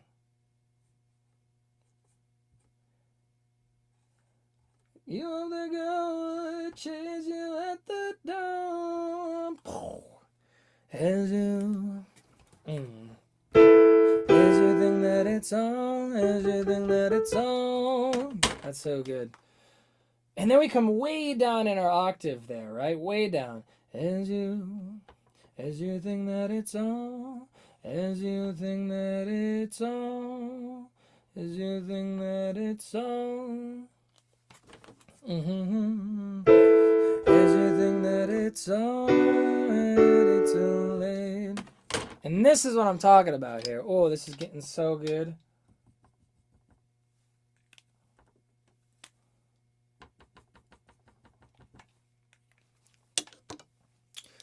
As you think that it's already too natural 7, baby. Woo! Already too late. Oh man, it took us so long to hit that. It's like we're like, he's never gonna do it. He's like, surely he'll never hit the natural 7. It's like that stick figure meme where he's like eating cereal and he's just like, surely he'll never hit the natural 7. And then he does, and you're like, spitting out the cereal. That's what happens there.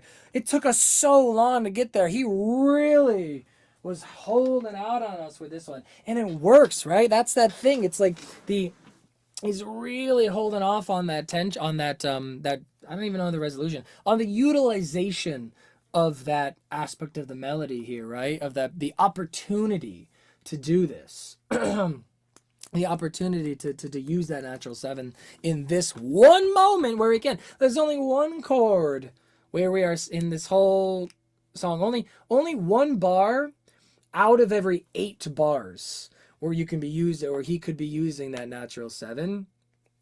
I mean, he could do whatever he wants. You could use the natural 7 at other times too. It would create a very kind of dissonant sound. He had one bar out of every 8 bars as an opportunity to utilize the natural 7 in a way that you wouldn't even realize that they had that flip turn upside down, like switcheroony of that modal mixture.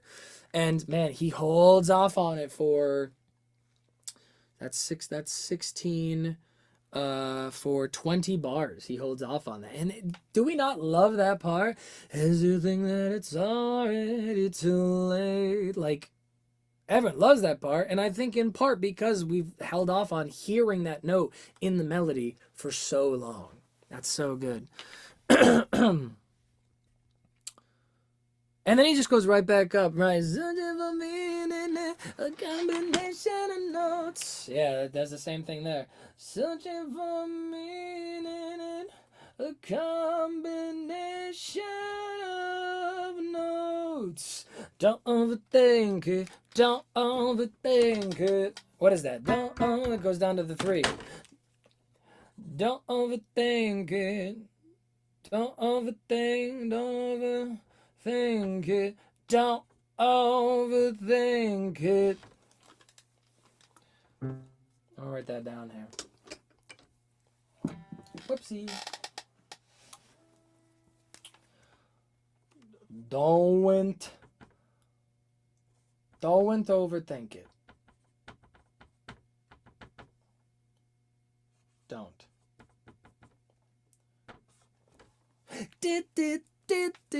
My name is Julian Casablancas, and you're watching the Disney Channel. And so there we go. I mean, we did already discuss, if anyone missed that, we did discuss already the don't overthink it part and why people love that don't overthink it part so much and why it hits so heavy. The TLDR of it is that it doubles up with this. Let me turn on that on. If it doubles up with this guitar bit, it doubles up with that little melody, that little guitar bit there. And they're not playing the same rhythm. They're kind of playing the same note with that slight difference on Julian's part where he goes, don't overthink, don't overthink it, don't overthink it, don't overthink it. He's doing the one to the 3 down to the 1 there. And the doubling up of them together with the slightly different rhythms just beefs it up. It's like, you know, adding multiple things of the same thing to really double down on it. It's like orange zest and orange juice. It's like, let's use milk chocolate and dark chocolate. Let's use multiple gain stages. Let's use overdrive and distortion stacked together to get an even more pronounced, you know, emphasis and exaggeration of this thing, right? And so I think if you had, you know, don't overthink it, don't overthink it. I think if you had that on its own, you would still really like it. But I think because it doubles down on it with this other thing that helps it out, it makes it even more, makes it more better, makes it really stick out in your head even more, you know what I mean? Don't overthink, you know, don't overthink it, don't overthink it, don't overthink it.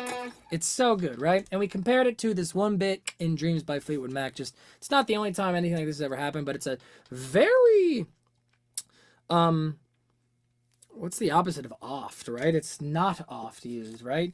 What's the opposite of oft? There must be just like a little, there must be a little, an antonym for that, right? Let's that up.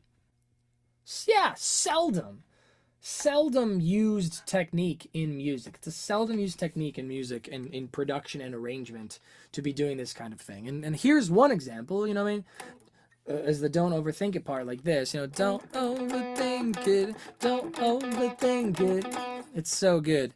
Don't overthink it, don't overthink it. It's so good. And another example is the second verse. It's only me who wants to wrap around your dreams in Dreams by Fleetwood Mac. That one is also in that same thing. Can anyone else think of another example of something of this technique, this like double down technique in production arrangement? It's so good. And the other thing that's great about this is, you know, this 3 down to 1 don't overthink it thing is kind of related to this Disney Channel motif we were playing on before. Because you do kind of have, it's really 3 to 1. 3 down to 1 is the thing. That is, oh, my dryer's done in the back there. I can hear it beeping. The 3 down to the 1 is really the main motif, the main thing about this motif that we're trying to look at.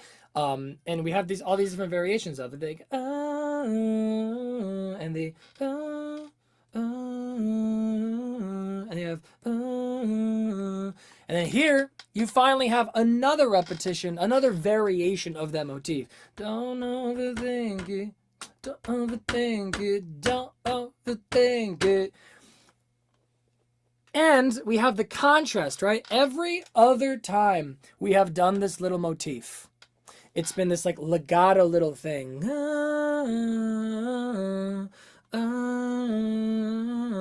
And now all of a sudden it is really like you know, pointed and rhythmic and staccato and syncopated even. Don't overthink it, don't overthink it, right? That's such a stark contrast to the way that we have seen this motif before.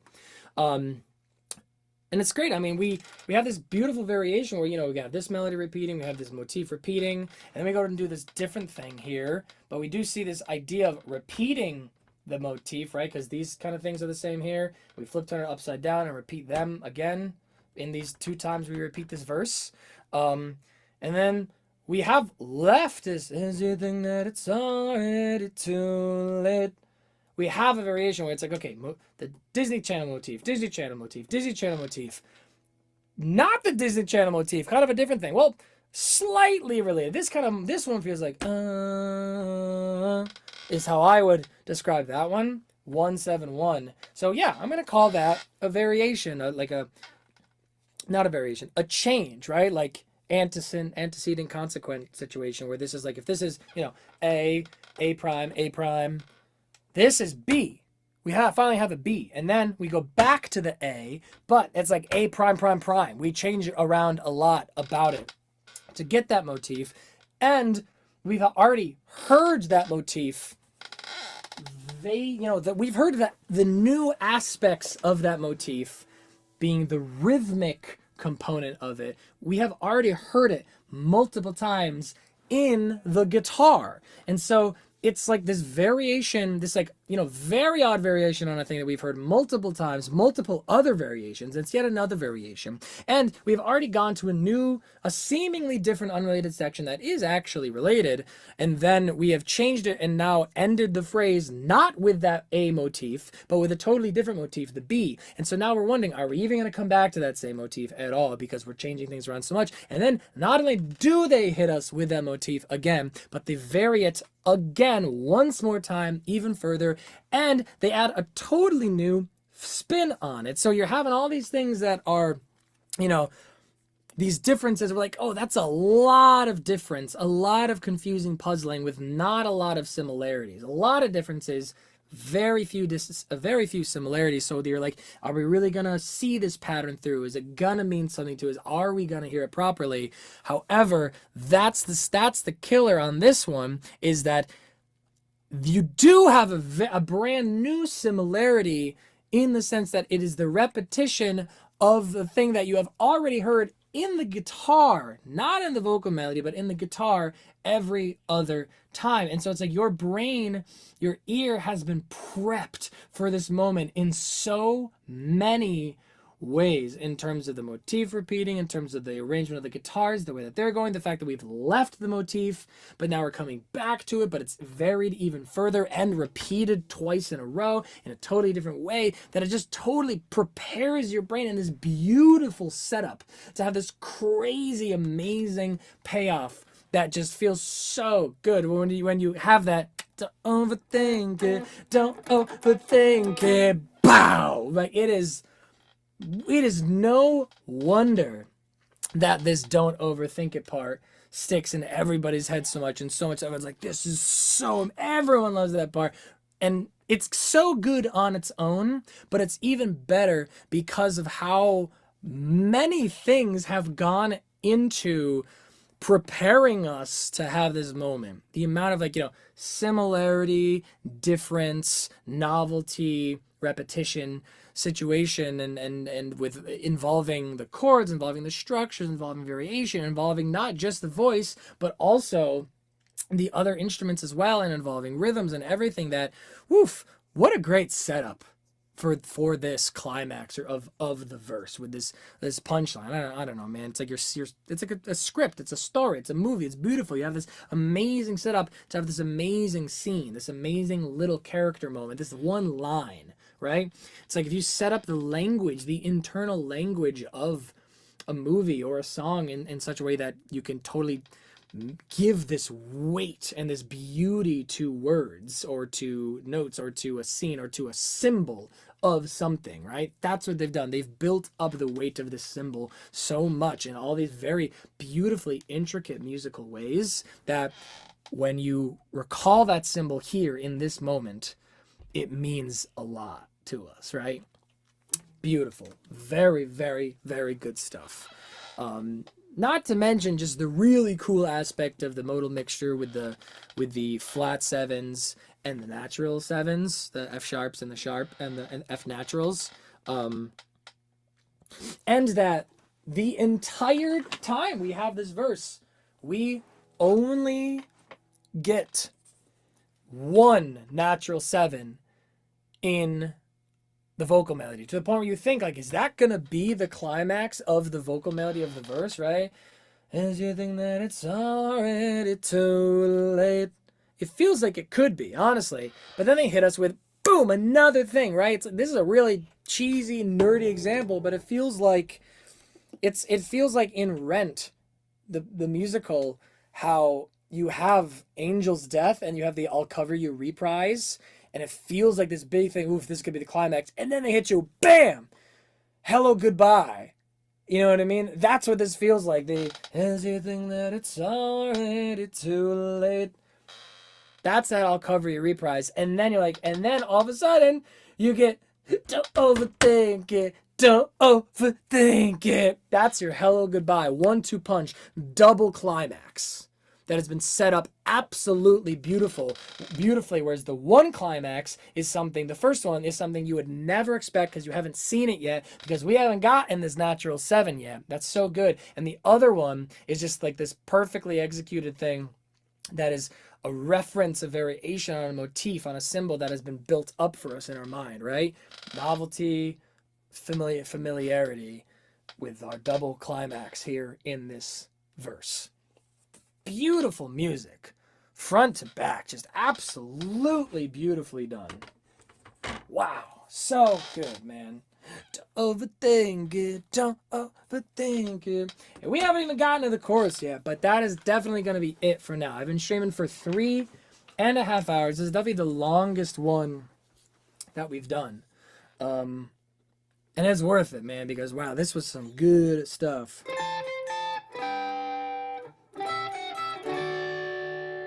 Whew.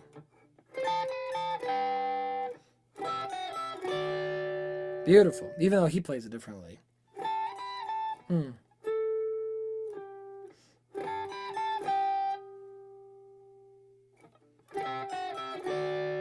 Something like that. Woo!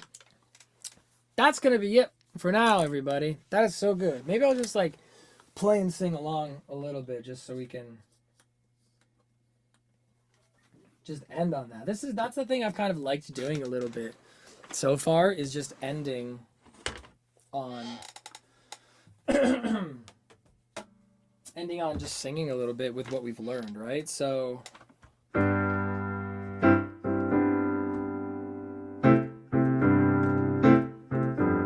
that's pretty much what we're seeing there. Isn't that cool?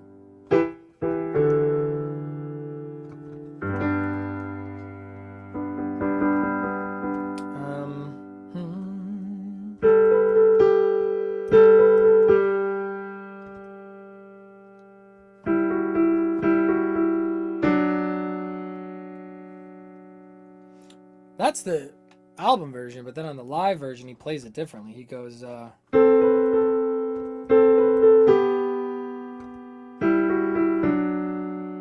nice.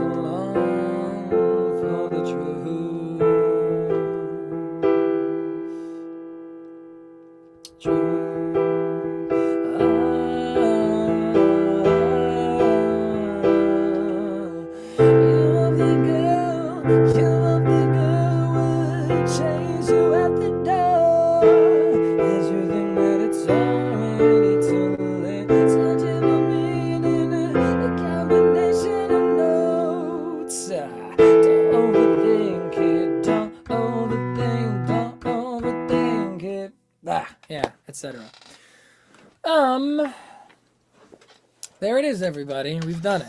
We've done the song. We've done the bit. Oh, that's so good. How do you all feel? This has been fun. So yeah, here's what I'll say. Thank you to everybody who has come here for the stream. It has been an absolute joy to be here on stream with you and to have everybody interact and speak with each other in the chat and with me. We're definitely obviously keep going. Part 2 of the Leave It in My Dreams analysis live stream will be 2 weeks from now is going to be the first. So we're resetting on the 8th. I think I will see everybody on the 8th of December. No, 8th of January. January 8th, 2024, 7 p.m. EST is when we will be doing part 2 of Leave It in My Dreams. Wednesday, January 3rd, will be part 2 of Obstacle 1 Interpol. Right? Because I'm kind of doing this thing. I'm going to be live streaming every week, and we have, we're going off Monday, Wednesday, Monday, Wednesday, Monday, Wednesday, every other week. And we have a Monday song and a Wednesday song, right? So right now, Leave It in My Dreams is our Monday song, and Obstacle 1 is our Wednesday song. Leave It in My Dreams, Monday song, Obstacle 1, Wednesday song. So Wednesday, January 3rd, 2024, will be Obstacle 1, Part 2. January 8th, 2024, Monday, will be Leave It in My Dreams, Part 2. Hope everyone had a good time with this. I certainly did. It's really great to take a look at some of this stuff here. Again, I cannot monetize these streams because I'm playing copywritten music during them. So, of course, I want to keep my content free. As always, I think music and education is for everybody, and music appreciation is for everybody. That being said, if you like what I do and you want to support what I do and you want to help me get to doing this full time, because right now I am working, some other jobs, part-time stuff to help. If you want to help me, if you want to support and see this stuff happen more frequently, you can support me by doing by subscribing, of course, commenting, liking, sharing the videos, sharing it with your friends who like music, encouraging them to subscribe. You can stream my original music. I've got a couple demos from a couple years out, as well as a new song, which is heavily Strokes inspired, that I'm really, really proud of. Definitely go check out the original music. You can take a private lesson with me. I'm going to be running a deal on private lessons soon. I should probably get that up tomorrow, probably is what I should do for the new year and stuff like that. You can join my Patreon, or you can send a tip here on the live stream with Super Thanks, it's called on YouTube. Super Thanks. So again, thank you so much for being here. Everything I want to be free as always. If you want to support me, you can do those things. You can like, share, subscribe. You can take private lessons. You can do Patreon. You can listen to my original music and check that out. You can tip me here with the Super Thanks on YouTube. But thank you so much for being here, everybody. It's been great. Have you guys enjoyed it? I mean, this one was really, really long, but a lot of fun. It also was a little more casual as well. Like, I definitely was out here chatting with you guys a lot more, but I hope you appreciated it. I had a lot of fun. Let's do it one more time, just cause. Also, because I want to give you guys a moment to hear, to respond to all that stuff I said while the latency catches up. So, and if anyone does want to leave a tip, they can take a moment to do that as well. So.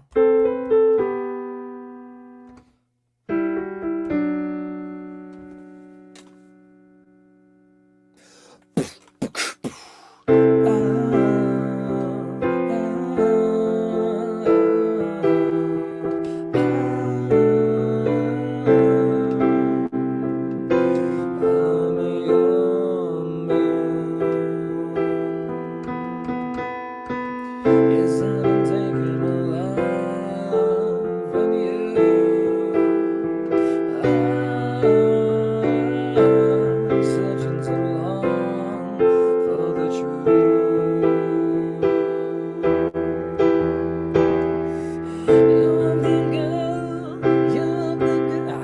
from that placement. You will be good, chase you at the door.